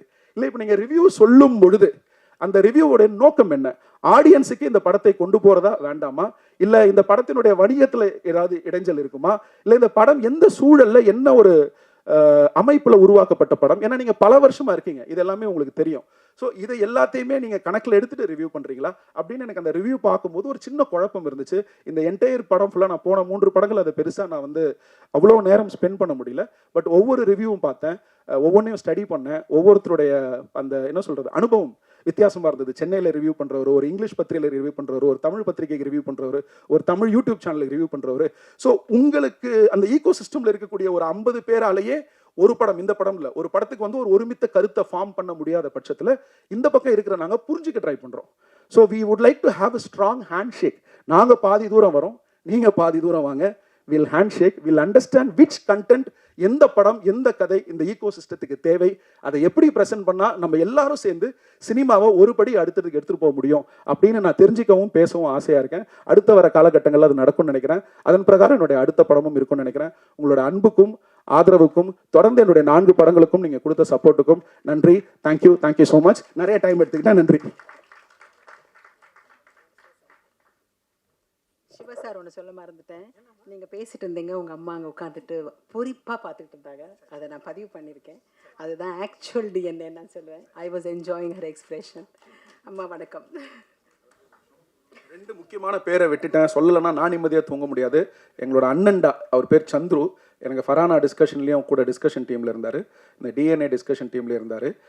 எனக்கு அண்ணனாக இருந்து இந்த ஜேர்னி 2 வருஷத்தில் கூட இருந்து எனக்கு எல்லாமே பார்த்துக்கிட்டாரு. ஸ்கிரிப்டும் அவர் ஃபுல்லாக கான்ட்ரிபியூட் பண்ணியிருக்காரு. அதனால் எங்கள் அண்ணன்டா சந்துருக்கு நன்றி. அப்புறம் மதிவாணன், அவர் ஒரு இயக்குனர், இந்த படத்தில் திரைக்கதையில் அவரும் உதவி செஞ்சார். மதிவாணனுக்கும் நன்றி. தேங்க்யூ. எல்லோருக்கும் வணக்கம். நான் எதிர்பார்க்கவே இல்லை, நான் தான் ஃபஸ்ட்டு பேசுவேன்னு. ஸோ இந்த தேங்க்ஸ் கிவிங் மீட்டுக்கு வந்து இந்த இந்த நாளுக்காக நான் வந்து கிட்டத்தட்ட ஒரு 1.5 வருஷம் 2 வருஷம் ஒரு பயங்கரமாக கஷ்டப்பட்டோம். ஸோ எல்லா படம் மாதிரி தான் கஷ்டப்பட்டோன்றதான். பட் ஸ்டில் நெல்சனோட நான் வந்து கிட்டத்தட்ட ஒரு 10 வருஷம் ட்ராவல் பண்ணுறேன். ஒரு நாள் கூத்துலேருந்து அவரோட இது 4வது படம் நானும் அவர் சேர்ந்து ஒர்க் பண்ணுறோம். ஸோ ஒவ்வொரு படமும் வந்து இந்த படம் வந்து ஒரு பெருசாக சக்ஸஸ் ஆகாமல் கமர்ஷியல் சக்ஸஸ் வேணும், ஒரு பெரிய ஒரு ஒரு செலிப்ரேட்டாக எல்லோரும் பண்ணணும், பட்டி தொட்டி எல்லாம் இந்த படம் இறங்கணும்னு சொல்லிட்டு ஒவ்வொரு படமும் நாங்கள் வந்து எதிர்பார்ப்போம். பட் ஸ்டில் ஒரு நல்ல படம் பண்ணியிருக்கோம், நல்ல பேர் கிடைக்கும். பட் நாங்கள் எதிர்பார்த்த ஒரு பெரிய ஒரு இது வந்து டிஎன்ஏ மூலமாக எங்களுக்கு கிடச்சிருக்கு. இந்த படம் கமிட் ஆகும்போது எனக்கும் எங்கள் நெல்சன் வந்து ஒரு டீமேவே தான் வந்து ட்ராவல் பண்ணிகிட்டு இருந்தாங்க. சினிமாட்டோகிராஃபர் பார்த்தீங்கனாலும் சரி, music director, art director, co director எல்லாமே ஒரு டீமாக தான் நாங்கள் வந்து இந்த படத்தில் ஒர்க் பண்ணோம். ஸோ எப்படின்னா இந்த படத்தோட சக்ஸஸ் எங்களுக்கு எவ்வளோ பெரிய முக்கியம்னா, இதுக்காக தான் நாங்கள் வந்து என்ன சொல்கிறது, அவ்வளோ நிறைய சாக்ரிஃபைஸ் பண்ணோம். நான் இந்த படம் கமிட் ஆகும்போது ஒரு 6-7 ஃபிலிம்ஸ் பண்ணிட்டு இருந்தேன். பட் இந்த படத்தோட அவுட்புட் எனக்கு இப்படி தான் வரும்னு தெரியும். ஸோ என்னால் முடியலனாலும் நைட்டு 3:30 வந்து எடிட்டிங் முடிச்சுட்டு திருப்பி மார்னிங் 7-7:30 இந்த படத்துக்கு எடிட்டிங் போவேன். ஸோ ரொம்ப டயரிங் ப்ராசஸாக இருந்தாலும் பட் எனக்கு வந்து இந்த படத்தோட சக்ஸஸ் இந்த மாதிரி ஒரு நாள் நடக்கும்னு நல்லா தெரியும். ஏன்னா இந்த படத்தோட கோர் எமோஷன்ஸ் வந்து கதை சொல்லும்போதே இருந்தது. ஸோ கண்டிப்பாக இந்த படம் இவ்வளோ பெரிய சக்ஸஸ் வரும்னு தெரியும். பட் இவ்வளோ பெரியசாக எல்லா இடத்துலையும் நாங்கள் எதிர்பார்த்தது இதுதான். இது நடந்ததுக்கும் போது ரொம்ப சந்தோஷம். இதில் நடித்த எல்லாருமே அதர்வாகட்டும், நிமிஷாகட்டும், மற்ற நான் ஆடியோ லான்ச்சர் சொன்ன மாதிரி வாலிசக்திவேலர் சார் ஆகட்டும், போஸ் சார், சுப்பிரமணியம் எல்லாருமே வந்து அவங்களை கேரக்டர்ஸ் நல்லா பண்ணியிருக்காங்கன்னு சொல்லிட்டு ஒவ்வொரு ஃபோன்ஸ் வரும்போது நமக்கு எப்படி ஒரு டெக்னீஷியனுக்கு வந்து ஒரு சக்ஸஸ் தெரியும்னா, ஒரு படத்தோட சக்ஸஸ் வந்து படம் ரிலீஸ் ஆன நாள்லேருந்து நிறைய ஃபோன்ஸ் வரும், நிறைய அப்ரிசியேஷன்ஸ் வரும். ட்விட்டர்லேயும் ஃபேஸ்புக்லேயும் இன்ஸ்டாலேயும் நிறைய பேர் நம்மளை டேக் பண்ணி போடும்போது நமக்கு இந்த மூமெண்ட்டுக்காக நம்ம காத்துட்டு இருந்தோன்ற சந்தோஷம் இருந்தது. ஸோ நான் வெரி ஹாப்பி. எங்கள் டீமாக இந்த 4வது தடவை ஒன்றா ஒர்க் பண்ணி திருப்பி ஜெயிச்சிருக்கோன்ற போது ரொம்ப சந்தோஷமாக இருக்குது. இதுக்கு எல்லாமே ஹெல்ப் பண்ண உங்கள் அனைவருக்கும் என்னோட மனமார்ந்த நன்றிகள். தேங்க்யூ. சாரி, என்னோட அசிஸ்டன்ஸ் பிரகதீஷ் அண்ட் காசி, அவங்களுக்கு ரொம்ப தேங்க்யூ. ரொம்ப கஷ்டப்பட்டாங்க அவங்களும் இந்த படத்தினால. ஸோ அவங்களுக்கு ரொம்ப ரொம்ப thank you. Thank you so much. And talking about long travels, இன்னும் இப்போ அடுத்ததான் நான் வந்து ஸ்டேஜ்க்கு அழைக்க போகிறவங்களும் வந்து ரொம்ப நாள் நம்ம டைரக்டரோட ட்ராவல் பண்ணியிருக்காரு. The DOP of the film Parthiban அவர்களை மேடைக்கு பேச அழைக்கிறேன்.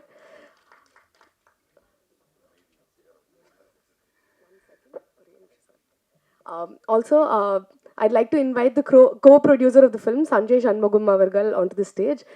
Producer இன்னும் கொஞ்ச நேரத்தில் நம்மளோட ஜாயின் பண்ணுவாங்க. எல்லோருக்கும் வணக்கம். அந்த படத்தோட டிஓபி டிஎன்ஏ. இந்த படத்தோட வெற்றி வந்துட்டு நீங்கள் ப்ரிவ்யூ ஷோவில் கொடுத்த ஒரு அதிலே தெரிஞ்சிடுச்சு இந்த படம் எப்படி ரீச் ஆக போகுது அப்படின்றது. ஸோ ஃபர்ஸ்ட் ஆஃப் ஆல் உங்கள் எல்லாருக்குமே நன்றி தெரிவிச்சுக்கிறேன். டிஎன்ஏ நெல்சன் சார் வந்து எனக்கு ஆல்மோஸ்ட் ஒரு நாள் கூத்துல வந்து அவர் கூட ட்ராவல் பண்ணிகிட்ருக்கேன். அவரோட ஃபர்கானா வந்துட்டு ஆல்மோஸ்ட் நான் வந்து கிளாஸ் ஒர்க் பண்ணேன். ஸோ அந்த படத்தில் எங்களுக்கு ஒரு நல்ல புரிதல் இருந்துச்சு 2 பேருக்குமே. ஸோ அது மூலமாக வந்துட்டு எனக்கு டிஎன்ஏ வாய்ப்பு வந்து கொடுத்தாப்புல. ஸோ அவர் எனக்கு கொடுத்த வாய்ப்பை நான் பூர்த்தி செஞ்சுருக்கேன்னு நினைக்கிறேன். கண்டிப்பாக பண்ணியிருக்கேன். ஸோ அதோட ரிசல்ட்ஸ் வந்துட்டு சினிமாகிராஃபி பற்றியான ஃபீட்பேக்ஸ் எல்லாமே நிறைய தெரியாத நண்பர்கள்கிட்டேருந்து நிறைய வந்துட்டு இருக்குது. பர்டிகுலராக வந்துட்டு இந்த படத்தோட முக்கியமான விஷயங்கள் வந்து ஹைலைட் பண்ணி சொல்லிட்டு இருக்காங்க சினிமாட்டோகிராஃபிக்கு. ஸோ சினிமாட்டோகிராஃபி அப்ரிஷியேட் பண்ண எல்லாருக்குமே வந்து நான் என்னோட நன்றியை தெரிவிச்சுக்கிறேன். அண்ட் என்னோட ப்ரொடியூசர் அம்பேத்குமார் சார், என்னோட ஃபஸ்ட் ஃபிலிம் ரிலீஸ் ஆகலை. என்னோட ஃபஸ்ட் ஃபிலிம் வந்துட்டு பேச்சு, அது ரிலீஸ் ஆகிறதுக்கு முன்னாடியே வந்துட்டு எனக்கு வந்து இந்த வாய்ப்பு கொடுத்தாங்க. ஸோ அதனால் அவருக்குமே என்னோட நன்றிகளை தெரிவித்து கொடுக்குறேன். And Atharva sir, Nimisha, so செட்டில் வந்துட்டு எனக்கு வந்து ஒரு பயங்கரமான கம்ஃபர்ட். 2 பேருமே எந்த இடத்துலையுமே வந்து எனக்கு எதுவுமே ஃபீல் ஆகலை. ஸோ இந்த படத்தோட எமோஷன் இது வந்துட்டு மிஸ் ஆகாமல் நான் வந்து லைட்டிங்காகவும் சரி, ஃப்ரேமிங்காகவும் சரி அதை பேலன்ஸ் பண்ணணும்னு நினச்சேன். அது அவுட்புட்லேயுமே நான் கொடுத்துருக்கேன்னு நினைக்கிறேன். So thank you Atharva sir and Nimisha and Subramaniam Siva sir and Bose Venkat sir, எல்லாருக்குமே நன்றி. நல்ல ஒரு ட்ராவல் உங்களோட. அண்ட் என்னோட டைரக்டர் நெல்சன், நிறைய பேச வேண்டியிருக்கு அவரை பற்றி. இந்த படம் ஆப்பர்ச்சுனிட்டி வந்துட்டு எனக்கு ஃபஸ்ட் டைம் எனக்கு கால் பண்ணாப்புல, நம்ம ஒரு படம் ஒர்க் பண்ணுற மாதிரி இருக்கும், பட் இன்னும் நான் கன்ஃபார்ம் பண்ணலை, நான் அப்டேட் பண்ணுறேன் உனக்கு அப்படின்னாப்புல. நான் அப்போ வந்துட்டு ரொம்ப டெஸ்பரேட்டாக வந்து தேடிட்டு இருந்தேன் ஒரு படம், குயிக்காக ஒரு படம் பண்ணணும் அப்படின்னு சொல்லிட்டு. என்னை கூப்பிட்டு ஆஃபீஸ் கூப்பிட்டு ஒரு 20,000 எனக்கு கொடுத்தாப்புல. நீ வந்துட்டு ரொம்ப இதுவாக இருக்க, நீ போயிட்டு எங்கேயாச்சும் ஒரு ட்ராவல் போயிட்டு வா, போயிட்டு வந்தவொடனே என்னை பாரு, நான் ஒரு நல்ல நியூஸ் சொல்கிறேன் அப்படின்னாப்புல. சரின்னு சொல்லிட்டு நான் ஒரு 1 வீக் பொறுத்து மறுபடியும் அவரை போய் மீட் பண்ணேன். அதுக்கப்புறமா தான் இந்த வாய்ப்பு எனக்கு கிடச்சிது. பயங்கர கூலான ஒரு ஜாலியான ஒரு ஆள். என்ன வேணுமோ அதை மட்டும் கரெக்டாக கேட்டு வாங்கிப்பாப்புல. ஸோ அவருக்குமே வந்து மிகப்பெரிய ஒரு நன்றியை தெரிவிச்சுக்கிறேன். அண்ட் என்னுடைய first film Pechi and DNA, இதோட இந்த படத்துக்கான ஒரு முக்கியமான காரணம் என்னுடைய batchmate and cinematographer Gokul Binoy. முக்கியமான நபர் என்னோடய லைஃப்பில். ஸோ அவனுக்குமே வந்து என்னோடய நன்றியை தெரிவிச்சுக்கிறேன் இந்த ஸ்டேஜில். Thank you all. அடுத்தபடியாக பேச I'd like to invite the co-writer of the film Athisha Vino அவர்கள்.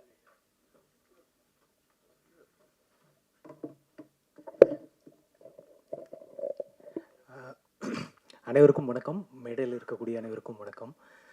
நான் வந்து இந்த ஆடியோ லான்ச்சில் என்ன பேசுகிறேன்னு தெரியாமல் அப்படியே ஸ்ட்ரக் ஆகி ஆக்சுவலாக எனக்கு அன்றைக்கி மைண்ட் பிளாக் ஆகிடுச்சு. ஏன்னா இது எனக்கு ரொம்ப முக்கியமான ஒரு படம். ஒரு 20 வருஷ ஜேர்னியோட ஒரு தொடர்ச்சி இது. ஸோ இன்றைக்கி ஓரளவுக்கு ரொம்ப சந்தோஷமாக இருக்கேன். ரெண்டாவது, உங்கள் எல்லாருக்கும் ரொம்ப நன்றி. நீங்கள் அந்த ப்ரீமியர் ஷோ பார்த்துட்டு நீங்கள் கொடுத்த அந்த வரவேற்பில் தான் இந்த படம் வந்து நல்ல பிக்கப் ஆச்சு, மக்கள்கிட்ட போய் சேர்ந்துச்சு. நீங்கள் வேறு நான் வேறு இல்லை. 15 வருஷம் ஜேர்னலிஸ்ட்டாக நான் புதிய தலைமுறை ஆனந்த விகடனில் ஒர்க் பண்ணியிருக்கேன்.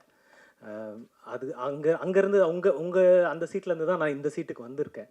ஸோ உங்களுடைய சப்போர்ட் வந்து எனக்கு ரொம்ப மனசுக்கு நெருக்கமாக இருந்தது.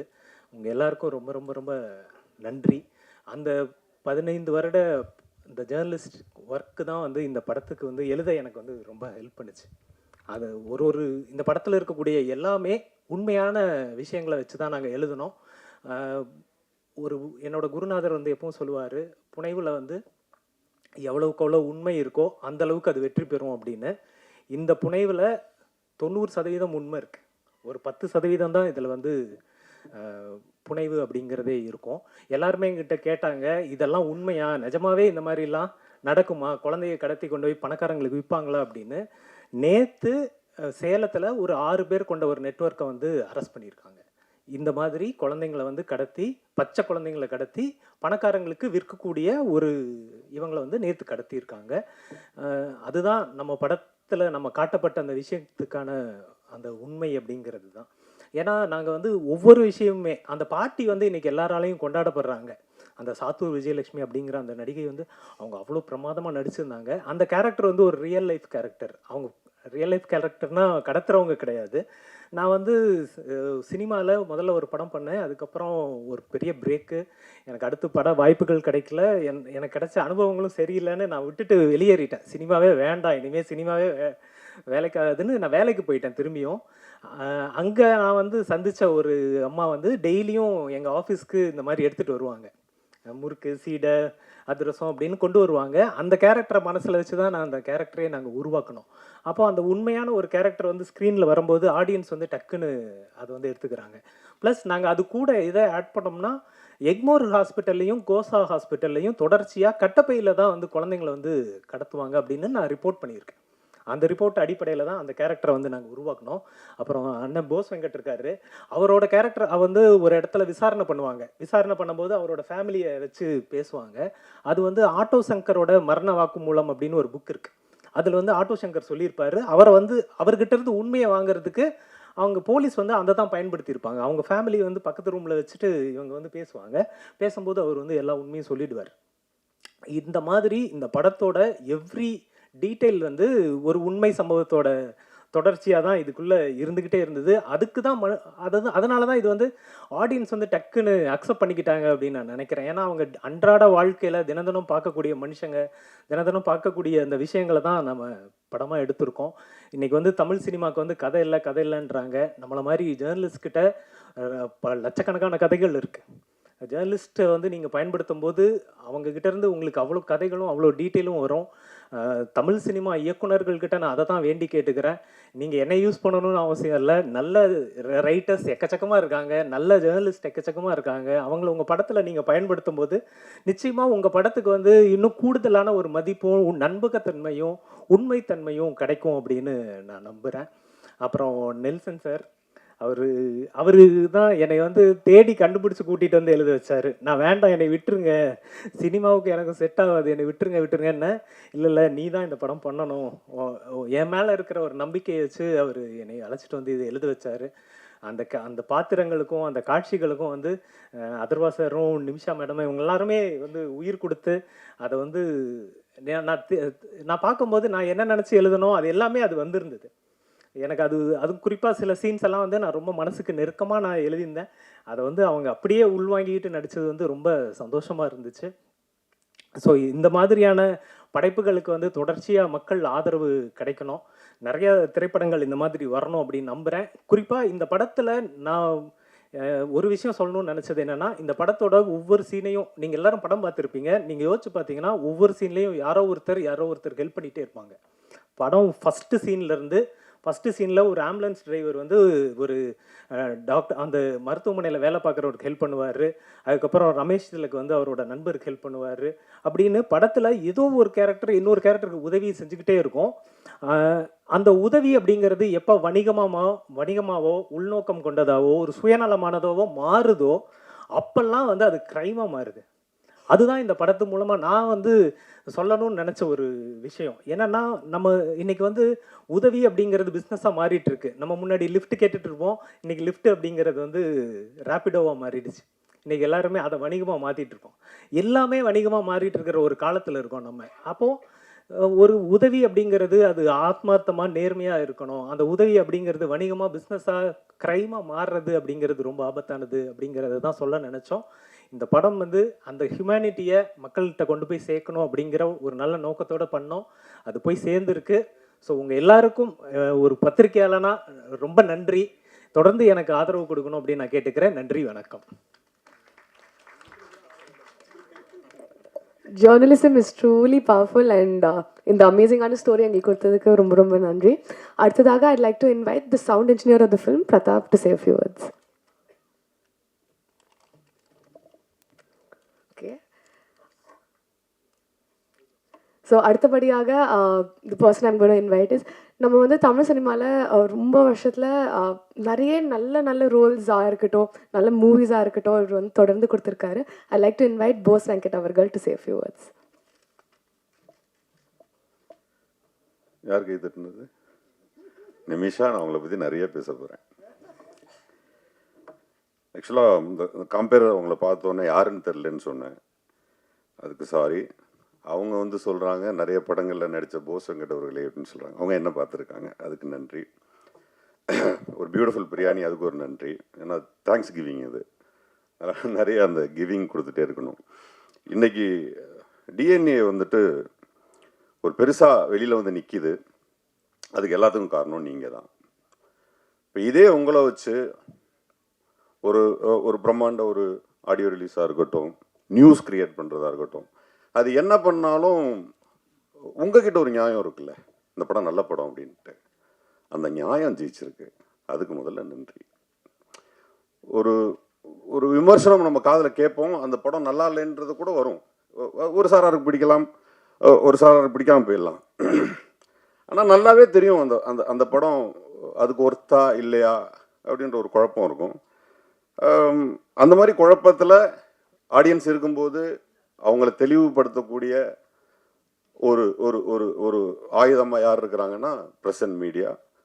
அந்த ஆயுதத்தினால தான் இன்றைக்கி இந்த தேங்க்ஸ் கிவிங் மீட்டே நடக்குது. திரும்ப உங்களுக்கு நன்றி. என்ன நடிக்க வச்சதுக்கு ப்ரொடியூசருக்கு, என் தம்பி டைரக்டருக்கு, நிச்சயமாக ஒரு அசிஸ்டன்ட் தான் சொல்லியிருப்பானே, இதை போசனை பண்ணால் நல்லா இருக்கும்னே. ஜெயராமன் வெங்கடேசனுக்கும் நெல்சன் வெங்கடேசனுக்கும் உள்ள உறவு நினைக்கிறாரு. ஸோ அதனால் கிடச்சிருக்கு, அதுக்கு நன்றி. அப்புறம் கோ ரைட்டர் அதிஷா சார் பேசினார். நிமிஷா இருக்காங்க, அவங்களுக்கு தான் தெரியும், கரெக்டாக புரியும்னு நினைக்கிறேன்.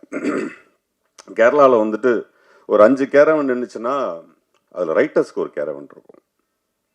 ரைட்? அவ்வளோ பெரிய மரியாதை இருக்காங்க ரைட்டர்ஸ்க்கு. கேரளாவில் ஓகே வரேன். கேரளாவில் பெரிய மரியாதை வந்து திரைக்கதை ஆசிரியருக்கு கொடுப்பாங்க.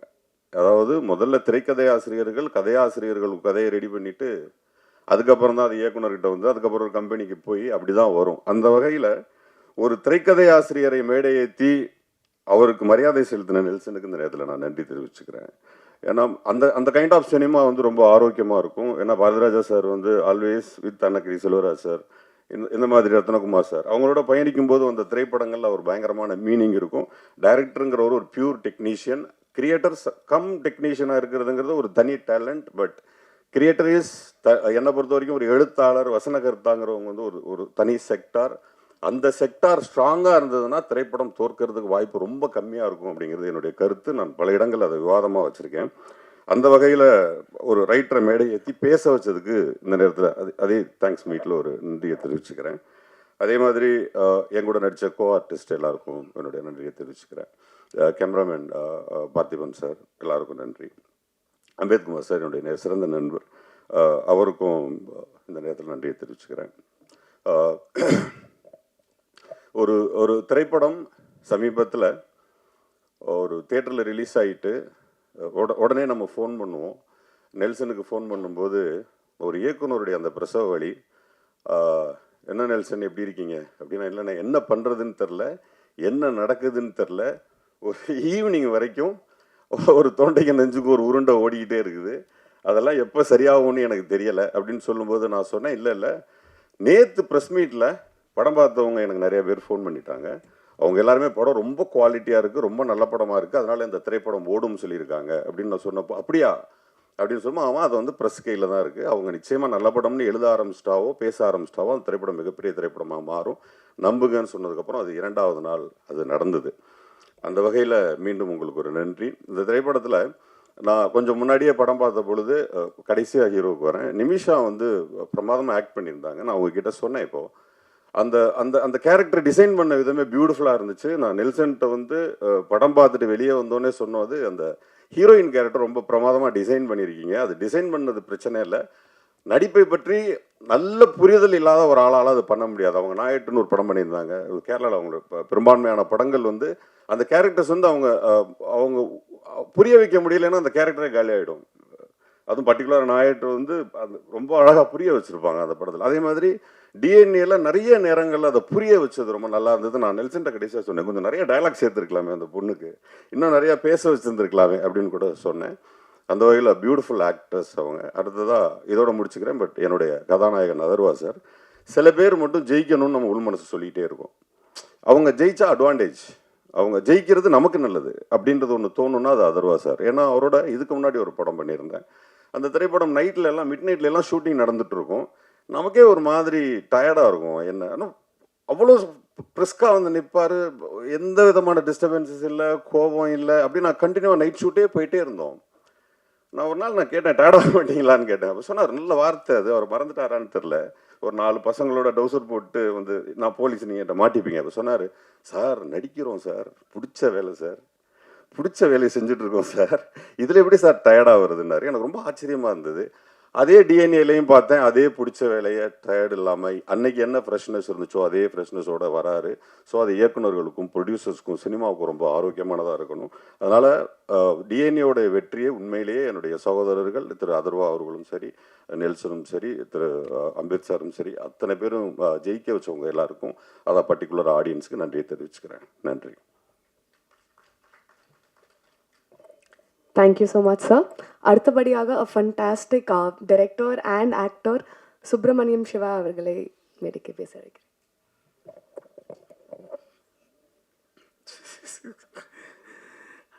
அன்பான அனைவருக்கும் வணக்கம்.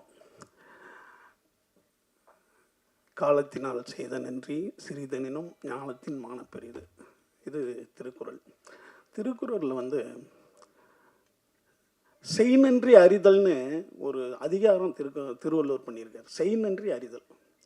இந்த நன்றி சொல்கிற விஷயம் வந்து நான் நிறையா இடத்துல சொல்லியிருக்கேன். நான் யாருக்கு நன்றி உணர்வு அதிகமாக இருக்கோ அவன் எல்லா துறையிலையும் சிறந்தவனாக இருப்பான், அவன் மிகச்சிறந்த ஒரு பண்பாளனாக இருப்பான். நன்றி உணர்வு தான் நம்மகிட்ட இருக்கிற எல்லா பண்புகளுக்கும் தாயானது. இதை சினிமாவில் யார் ஆரம்பித்து வச்சாங்கன்னு தெரியல. இந்த மாதிரி நன்றி சொல்கிறத அது ஏதோ ஒரு முதல் படம் இருக்கும், அவங்களுக்கு காலம்பூரா நம்ம நன்றி சொல்லிகிட்டு இருக்கணும். ஏன்னா இப்படி ஒரு விஷயத்தை ஆரம்பித்து வைக்கிறாங்க பாருங்கள் புதுசாக, அவங்களுக்கு நன்றி. ஏன்னா இந்த மாதிரியான ஒரு சிறந்த ஒரு படத்தை நீங்கள் எழுதி, ஏன்னா உங்களுக்கு உங்கள் ஷோ போடும்போதே நெல்சனை சுற்றிக்கிட்டீங்க, எல்லாம் சுற்றி ரொம்ப நல்லா இருக்குன்னு சொன்னீங்க. அதோடு இல்லாமல் அதை வந்து எழுதுனீங்க, அதை நிறையா இன்ட்ரெஸ்டில் சொன்னீங்க. அதனால தான் இந்த டிஎன்ஏ அவ்வளோ பெரிய வெற்றி அடைஞ்சிருக்கு. இந்த படம் என்ன செஞ்சிருக்கு அப்படின்னா, ஒரு விஷயம், இப்போ முயற்சி திருவினை ஆக்கும் அப்படின்னு திருவள்ளுவர் ஒரு கொட்டேஷன் கொடுத்துருப்பார். நான் வீழ்வேன் என்று நினைத்தாயோ அப்படின்னு பாரதியார் சொல்லியிருப்பார். தீதும் நன்றும் பிறர் தரவாரா அப்படின்ட்டு கணியன் பூங்குன்றன் சொல்லியிருப்பார். இப்படி ஒவ்வொரு விஷயங்கள் ஒரு கொட்டேஷனை தந்திருப்போம். இதில் பாருங்கள், பாக்யராஜ் சார் வந்து அவருடைய முந்தான முடிச்சல முருங்கைக்கான்னு ஒரு ஐட்டத்தை இறக்கிட்டு போயிட்டார். இப்போ முருங்கைக்காய் எடுத்துக்கிட்டு போவாங்க, கூச்சப்படுவாங்க. அப்போ ஒரு வீட்டுக்கு வாங்கிட்டு போகிற குடும்ப தலைவன். அதுக்கு பிறகு மணிவண்ணன் சார் அல்வான்னு ஒரு மேட்டரை இறக்கி விட்டார். நம்ம வந்து ஒரு திருநெல்வேலியிலேருந்து வரும்போது ஒரு அல்வாவை அன்பாக வாங்கி கொடுத்தா கூட என்னப்பா அல்வா கொடுக்குறியான்ற அளவுக்கு மாற்றி விட்டார். நான் திருடியில் கட்ட விரலுக்கு அடுத்த விரலுக்கு கொஞ்சம் நீட்டாக இருந்ததுன்னா அப்படின்னு சொல்லிட்டு ஒன்று சொன்னேன். அதே போல் இந்த படம்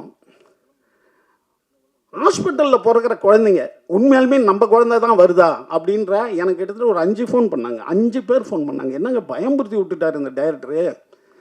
வந்து இப்போ வந்து நம்ம ஹாஸ்பிட்டலில் பிறந்து நம்ம கைக்கு வர்ற குழந்தை நம்ம குழந்தைன்னா ஒரு 11 வயசு 12 வயசில் முகஜாடையை வச்சு தான் கண்டுபிடிக்கணுமா, இல்லைன்னா டிஎன்ஏ டெஸ்ட் எடுத்துடணுமா நம்ம அப்படின்னாரு. ஸோ ஒரு படம் சமுதாயத்தில் அந்த ஒரு ஒரு ஒரு உஷார்த்தன்மை ஏற்படுத்தணும் அப்படிங்கிறது முக்கியம் ஒரு படைப்பு. அது இந்த படத்தில் அருமையாக அது ஒர்க் அவுட் ஆகிருக்கு.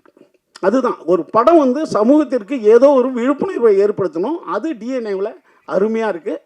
அதுக்கு வந்து இப்போ அதிஷா சொன்ன மாதிரி அவர் சொன்னார் பாருங்க, புனைவில் உண்மைத்தன்மை எவ்வளோ ஜாஸ்தியாக இருக்கோ அது வந்து சிறந்த திரைக்கதைன்னு ஒரு அருமையான விஷயத்தை ஒரு விளக்கம் கொடுத்தார். ரொம்ப அற்புதமான விஷயம் அது. அதே போல் பத்திரிகையாளர்களை நிறைய பயன்படுத்தணும், நம்ம எழுத்தாளர்களை அதிகம் பயன்படுத்தணும் அப்படின்ற ஒரு விஷயத்த அருமையான விஷயத்த இங்கே பதிவு பண்ணியிருக்காரு. இதெல்லாம் நீங்கள் எழுதணும். அப்போ தான் நிறைய இயக்குநர்கள் நிறைய ரைட்டர்ஸை கொண்டு வருவாங்க. அண்ணன் போஸ் வெங்கட் சொன்ன மாதிரி மலையாளத்தில் வந்து ரைட்டர்ஸுக்கு அவ்வளோ பெரிய ஒரு மரியாதை இருக்கும். அங்கே வந்து ரைட்டர்ஸ் தான் ஃபஸ்ட்டு. நம்ம இன்னும் சொல்லப்போனால் ஆங்கில படங்களே வந்து மிகச்சிறந்த நாவலை தான் படமாக எடுக்க ஆரம்பிப்பாங்க. நம்ம நினைக்கிறோம்ல கதை வெளியே போயிடுச்சுன்னா அந்த கதை வந்து ஈஸியாகிடும்ட்டு, அதெல்லாம் கிடையாது. மிகச்சிறந்த நாவல்களை தான் நம்ம வந்து படமாக எடுத்து மிகப்பெரிய ஹிட்டு கொடுத்துருக்காங்க பல படங்கள். ஸோ ரைட்டர்களையும் அதே போல் எழுத்தாளர்களையும் நிறையா பயன்படுத்தணுங்கிறது இந்த நன்றி அறிவித்தல் கூட்டத்தில் ஒரு முக்கியமான ஒரு விஷயம். அடுத்தது நன்றியில் வந்துங்க, இப்போ எனக்கு வந்து ஒரு சின்ன ஒரு கதாபாத்திரம் இதில் கொடுத்துருக்காங்க. ஆனால் நான் வந்து என் வாழ்நாள் பூரா சொல்கிறவங்களாம் என்ன சொல்கிறாங்க, ஏங்க அருமையான ஒரு விஷயத்தை உங்களுக்கு பண்ணிட்டாங்க இந்த படத்தில் அப்படின்னு சொல்கிறாங்க இல்லையா. இது என் உள்ள மனசில் எப்போதும் இந்த டீமுக்கு இயக்குனருக்கு மட்டும் கிடையாதுங்க. ஒரு ஹீரோ அவர் என்ன சொல்லியிருப்பாங்க, ஏங்க அவருன்னு கூட அவர் சொல்லியிருக்கலாம். அடுத்தது இந்த ப்ரொடியூசர் அல்லது ரைட்டர் யார் வேணாலும் ஏங்க அவரை போடலாமே அப்படின்னு சொல்லியிருக்கலாம். அதுக்கு வந்து என்னை ஒத்துக்கிட்டதுக்கு இவங்க அத்தனை பேருக்கும் என்னுடைய நன்றியை தெரிவிச்சுக்கிறேன். அடுத்தது நம்ம தம்பி கேமராமேன் பார்த்தி வந்து, அதாவது ஒரு மனிதன் வந்து இப்படி இருக்கிறவன் இவ்வளோ திறமையோடு இருப்பான்னு நீங்கள் பார்வையால் நீங்கள் கணிக்கக்கூடாது. நம்ம சொல்லுவோம்ல, டேய் கண்ணை பார்த்து பேசுகிறோம் உண்மையை பேசுவான்டா அப்படின்றது. கண்ணை பார்த்து உண்மை பேசுகிறவங்களாம் உண்மையை பேசுவானா? அது ஏதோ பொது புத்தியில் இருக்குது.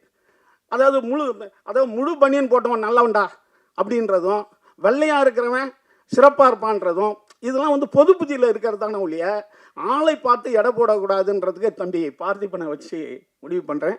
அடுத்தது எடிட்டர் தம்பி, அவர் வந்து நேஷனல் அவார்டு வாங்கணுன்றதே எங்களுக்கு தெரியல. பாருங்கள், ஒரு நேஷனல் அவார்டு வாங்கிட்டு எப்போதும் போல் எளிமையாக இருக்கிறதுங்கிறது ரொம்ப அருமையாக இருக்குது. அடுத்தது நான் ஆடியோ ரிலீஸில் இந்த ஹீரோயினை பற்றி சொல்லலை, நிமிஷா பற்றி. அந்த படத்தில் பார்த்தா அவங்க ஐயோ, அதாவது நாங்கள்லாம் வந்து ஜோதிகா பார்த்து மிரண்டிருக்கோம். அதுக்கு பிறகு வந்து இப்போ சாவித்திரியிலேருந்து ஆரம்பிப்போம் இல்லையா, ஒரு ஆர்டிஸ்ட் இப்படி இருப்பாங்கன்ட்டு. ஐயோ பிரமாதமாக நடிச்சிட்டிங்க, ரொம்ப அற்புதமாக இருந்தது. நிச்சயமாக தமிழ் சினிமாவில் ஒரு ஆர்டிஸ்ட், அதாவது பர்ஃபார்மர் கதைன்னு ஒன்று இருந்ததுன்னா, ஹீரோயின் கதை இருந்ததுன்னா இவங்க நிமிஷாவை தான் நிச்சயமாக இனிமேல் கூப்பிடுவாங்க. அந்த மாதிரி ஒரு அற்புதமான கேரக்டர் பண்ணியிருக்காங்க. அடுத்தது தம்பி அதர்வா. அதர்வா வந்து என்னென்னு கேட்டிங்கன்னா, நான் சொல்லிகிட்டே இருப்பேன். நான் எப்போதும் பிடித்த வேலைகளை செய்கிறவன் வந்து சிறப்பானவன்ட்டு இப்போ அண்ணன் போஸ்வங்கிட்ட சொன்னார். என்னன்னு கேட்டிங்கன்னா, நான் மீண்டும் மீண்டும் சொல்கிறேன், இப்போ சொல்கிறோம்ல, என்ன நம்ம கெட்டு போயிட்டோம், இங்கே நல்லா இருக்கிறோம். எம்ஜிஆர்லாம் தற்கொலைக்கு பண்ணி போனவர். எம்ஜிஆர் வந்து கேரளாவில் ரயில்வே, அதாவது எங்கள் அண்ணன் சக்கரபாணி மட்டும் ஒரு நிமிஷம் லேட்டாக வந்திருந்தா நான் ட்ரெயினில் விழுந்திருப்பான்றார் எம்ஜிஆர். நான் என் பிறந்தேன் அவருடைய வரலாற்று தொடரில். அப்போ என்னன்னு கேட்டால், எம்ஜிஆர்லாம் 15 வருஷம் இல்லவே இல்லை ஃபீல்டில், ஏதோ படம் நடிச்சிட்டு இருக்காரு. இந்த இப்போ மனைவி அண்ணன் இருக்கார், மனைவி பொன்மாணிக்கு, அவர் வந்து 8வது வள்ளல்னு ஒரு புத்தகம் எழுதியிருக்காரு. ஒரு 8-9 கதை இருக்குது எம்ஜிஆரை பற்றி கதை. மிகச்சிறந்த மனிதநேய கதைகள், மிகச்சிறந்த நன்றி உணர்வு கதைகள் இருக்குது அதில். அதில் வந்து அவர் வந்து இட்லி ஒரு அம்மா விற்கும் ஒரு இடத்துல. எம்ஜிஆர் வாங்கிக்குவார், வாங்கினா காசு இல்லை அவர்கிட்ட. காசு இல்லாத போது, ஐயோ நான் காசு எடுத்துகிட்டு வரலாமான்னுவார். அந்த கிழவி சொல்லும், தம்பி இதை திருப்பி கொடுத்து, நீ இந்த காசை திருப்பி கொடுத்தா என்னுடைய லாப கணக்கு, கொடுக்கலன்னா என்னுடைய தர்ம கணக்குப்பா வச்சுக்கணும். எம்ஜிஆர் அதுக்கு பிறகு பெரிய ஸ்டார் ஆகி முதலமைச்சர் ஆகிடுவார். திரும்பி யானை கவுனியில் அவர் முதலமைச்சராகி வரும்போது காரில் சொல்லிட்டு வருவார், இங்கே ஒரு பார்க் இருந்ததுயா, நான் இப்போ வாக்கிங் போகும்போது ஒரு கிழவிட்ட ஒரு 10 இட்லி வாங்கிட்டேன், ஆனால் என்னால் காசே தர முடியல. இப்போ அந்த அம்மாலாம் எங்கே இருக்கான்னு தெரியல, ஆனால் அந்த அம்மா சொன்ன வார்த்தை என் ஞாபகம் இருக்குது, பணத்தை திருப்பி கொடுத்தால் லாபம் கணக்கு, திருப்பி கொடுக்கலனா என் தர்ம கணக்குன்னு சொன்னாங்கய்யா. இன்றைக்கும் நான் தர்மம் பண்ணும்போது அந்த அம்மா ஞாபகம் வந்துக்கிட்டே இருக்கும் அப்படின்னு எம்ஜிஆர் சொல்லிட்டு போவார் அந்த காரில். அதில் இருக்குது, அண்ணன் எழுதின புக்கிலே இருக்காது. இப்போ அடுத்த நாள் போய் அந்த கிழவியை பிடிச்சிடுவாங்க. அது அப்போ 40 வயசு, இப்போ 80 வயசில் இருக்கும். எம்ஜிஆர் அவங்கள்ட்ட அறிமுகப்படுத்துவார், இதாம்மா நீ சொன்ன வார்த்தைன்ட்டு. அதுக்கு புரியவே புரியாது. இல்லைப்பா நான் நல்லா இருக்கணும்னு அவருக்கு அந்த அம்மாவுக்கு ஒரு வீடு கொடுத்து அந்த அம்மா இருக்கிற வரைக்கும் அவருடைய சொந்த பணம் 1000 ரூபா அனுப்பிச்சிட்டே இருப்பார் எம்ஜிஆர். இப்படி ஒரு நன்றியை, ஒரு உதவி செஞ்சிட்டோம்னா நம்ம வாழ்நாள் பூரா உள்ளே நின்றுட்டு இருக்குங்களா, அந்த மாதிரி உதவியை நம்ம செஞ்சுக்கிட்டே இருக்கணும். இந்த படத்தில் தம்பி கோ ரைட்டர் சொன்ன மாதிரி யாரோ ஒருத்தவங்க உதவி பண்ணிக்கிட்டே இருக்காங்க. அந்த உதவி செயின் தான் நம்ம வாழ்க்கையை மேன்மைப்படுத்தும், உண்டாக்கும். கடைசியாக ஒன்று சொல்லிட்டு முடிச்சிடுறேன். ராமாயணத்தில் ராமனுக்கு நிறையா பேர் உதவி பண்ணிக்கிட்டே இருப்பாங்க. ராமனுக்கு படுற கஷ்டம் இருக்க, அவன் ரொம்ப நல்லவன், அவன் காட்டுக்கு போயிடுவான், காட்டுக்கு நம்மனா பொண்டாடி தூக்கிட்டு போயிடுவான், அதுக்கு பிறகு அவன் போராட்டம். இப்போ நிறையா பேர் உதவி பண்ணி சீதையை மீட்டு வந்துடுவார். இப்போ பட்டாபிஷேகம் நடக்கும். பட்டாபிஷேகம் நடக்கும்போது உதவி பண்ண அத்தனை பேருக்கும் ஒரு பரிசு தருவார் ராமர், கொடுத்துக்கிட்டே வருவார். கடைசியாக ஹனுமான் வருவான். ஹனுமான் வரும்போது ஹனுமானுக்கு என்ன தர போகிறாருன்னு எல்லாம் எதிர்பார்ப்பாங்க. ஏஞ்சி கட்டி பிடிப்பான். ஏன்னா ஹனுமன் செய்த உதவிக்கு திரும்பி ஒரு பொருளை என்னால் தரவே முடியாதுன்னு கட்டி பிடிச்சி நீ ஏங்குள்ளே இருப்ப அப்படின்வார். அப்படி ஒரு உதவியினுடைய மேன்மையை நம்ம அழகாக சொல்கிற இடம் அது. ராமாயணம் உண்மையாக என்னான்னு தெரியாது, அந்த இடம் வந்து அருமையான இடமா எனக்கு பிடிக்கும். அப்போ உதவியை செய்யும்போது ஒரு மனிதன் அவனுக்குள்ளே நம்ம போயிடுறோம் அப்படின்ற ஒரு அருமையான கருத்தை இந்த படம் சொல்கிறது மட்டும் இல்லாமல் வாழ்க்கையில் உஷார் தன்மையோடு இருக்கணும் ஒவ்வொரு விஷயத்தையும் அப்படின்னு சொல்லுது. அதுரூபா வந்து இதில் மிகச்சிறந்த முறையில் நடிச்சிருக்காரு. அதுவும் அந்த தம்மு அடித்து விட்டுற இடம்லாம் உண்மையாலுமே அப்படிப்பட்ட ஆள் தானான்ற மாதிரி பயப்படுத்துகிற அளவுக்கு பண்ணாப்புல. ஏன்னா ரொமான்ஸாக இந்த வயசில் அவர் நல்லா பண்ணிடலாம். இந்த மாதிரி ஐட்டங்கள்லாம் இருக்குல்ல, அதை அப்படியே வாழ்ந்துட்டார்ப்பா அப்படின்னு சொல்கிற அளவுக்கு பண்ணாப்புல. ஏன்னா இந்த மாதிரி விஷயம்தான் டஃப்பான ஐட்டங்கள், அதையே சிறப்பாக பண்ணியிருக்காரு. அதர்வா இந்த படத்தின் மூலம் மிகப்பெரிய இடத்துக்கு நிச்சயம் வந்துட்டார். இனிமேல் அவருக்கான காலம் தமிழ் சினிமாவில் கொடிகட்டி பறக்கும். இந்த படத்தில் எனக்கு வாய்ப்பு கொடுத்த அனைவருக்கும் நன்றி. அண்ணன் ப்ரொடியூசருக்கு நன்றி. அப்புறம் தம்பி யாராவது விட்டுனா அம்மா விஜயம்மா இருக்காங்க, அவங்க கூட இதில் நடிக்கலை. நான் எல்லாத்தையும் சொல்லிட்டு அந்த பாப்பாவுக்கு தென்றலுக்கும் நன்றி. உங்கள் அனைவருக்கும் மீண்டும் நன்றி சொல்லி உட்கார். Thank you sir. அடுத்தபடியாக ஐட் லைக் டு இன்வைட் தென்றல் அவர்கள் to say few words.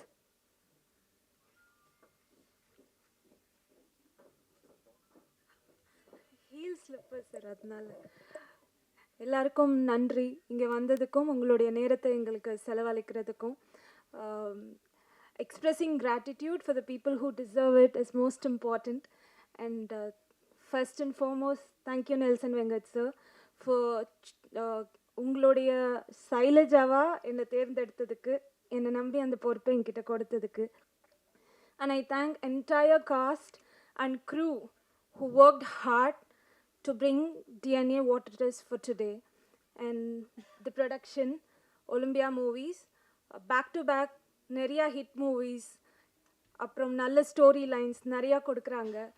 And I wish the production to give us more movies, and I wish the entire crew for making me a part in this. Thank you so much. Thank you too for the beautiful performance. அடுத்தபடியாக the person I like to invite. அவங்க வந்து ஸ்க்ரீனில் வந்தாலே powerful eyes, பயங்கரமான performances கொடுத்துருக்காங்க. And இந்த படத்துலையும் வந்து அம்மா கேரக்டர் ரொம்ப அழகாக நடிச்சிருந்தாங்க. I like to invite Vijay அவர்கள் டு சே ஃபியூ வேர்ட்ஸ்.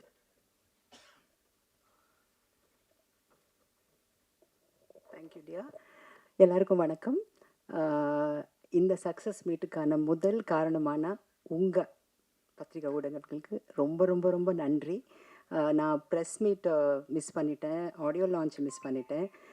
எப்படியோ இன்றைக்கி ரொம்ப லக் நான் இங்கே இருக்கிறது, உங்களோட எல்லோரும் உட்காந்து சாப்பிட்டு ரொம்ப என்ஜாய் பண்ணேன். ஃபர்ஸ்ட் ஆஃப் ஆல் சாப்பாடு கொடுத்த ஒலிம்பியா ஃபிலிம்ஸ்க்கு நெல்சன் சாருக்கு ரொம்ப ரொம்ப நன்றி. You should reach someone's heart through ஸ்டமக்குன்னு சொல்லுவாங்க. அது நான் செய்வேன் வீட்டில். எப்போவுமே யார் வந்தாலும் சாப்பாடு போடாமல் நான் அனுப்ப மாட்டேன். அது எனக்குள்ளே இருக்கிற ஒன்று. அது இங்கே ஃபஸ்ட் டைம் என்னோடய லைஃப்லேயே வந்து நான் உட்காந்து எல்லாரோடையும் சாப்பிட்டு என்ஜாய் பண்ணுது.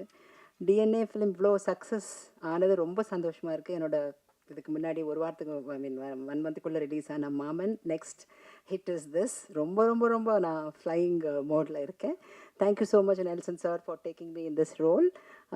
ஒத்த காலில் இவர் தான் நின்று ஸ்ட்ரைக் பண்ணி நான் நடிக்கணும்னு சொல்லிட்டு அவர் சொன்னது ரொம்ப ரொம்ப நன்றி. அதர்வா, யூஆர் ராக்கிங் அண்ட் அவ்வளவு ஃப்ரெஷ்ஷாக அவ்வளவு நல்லா இன்டென்ஸ் பர்ஃபார்மன்ஸ் கொடுக்க முடியும்னா அது உங்களால் தான் முடியும். Nimisha, you're amazing. ஒரு சில முகங்கள் வந்து நின்னாலே போதும், அவங்க நடிக்கவே வேண்டாம், அப்படி ஒரு இன்டென்ஸ் ஃபேஸஸ் சில பேர் இருக்காங்க. அதில் you're one. You're wonderful performer. And அந்த கீ ரோல் பண்ணின Thendral, yeah, you did so good the dual role. And அருமையான எழுத்துக்களோட, அருமையான விஷுவல்ஸோட, அருமையான ட்ரீட்மெண்ட்டோட, அருமையாக எக்ஸிக்யூட் பண்ணினா என்னோட இயக்குனருக்கு நான் ரொம்ப ரொம்ப நன்றி சொல்லணும். Thank you so much Bose sir. உங்களோட நான் காம்பினேஷனில் நான் நடிக்கவே இல்லை. I think we did 1 film இல்லை, டீசல். ஆமாம், ஒரே ஒரு ஷார்ட், அது டீசல் தான். ஒரே ஒரு ஸ்மால் சீனில் பண்ணோம். பட் அது பத்தலை எனக்கு. I need to work more with more powerful faces. Thank you so much. And நன்றி நன்றி நன்றி நன்றி தவிர வேறு எதுவும் இல்லை சொல்கிறதுக்கு. Thank you so much.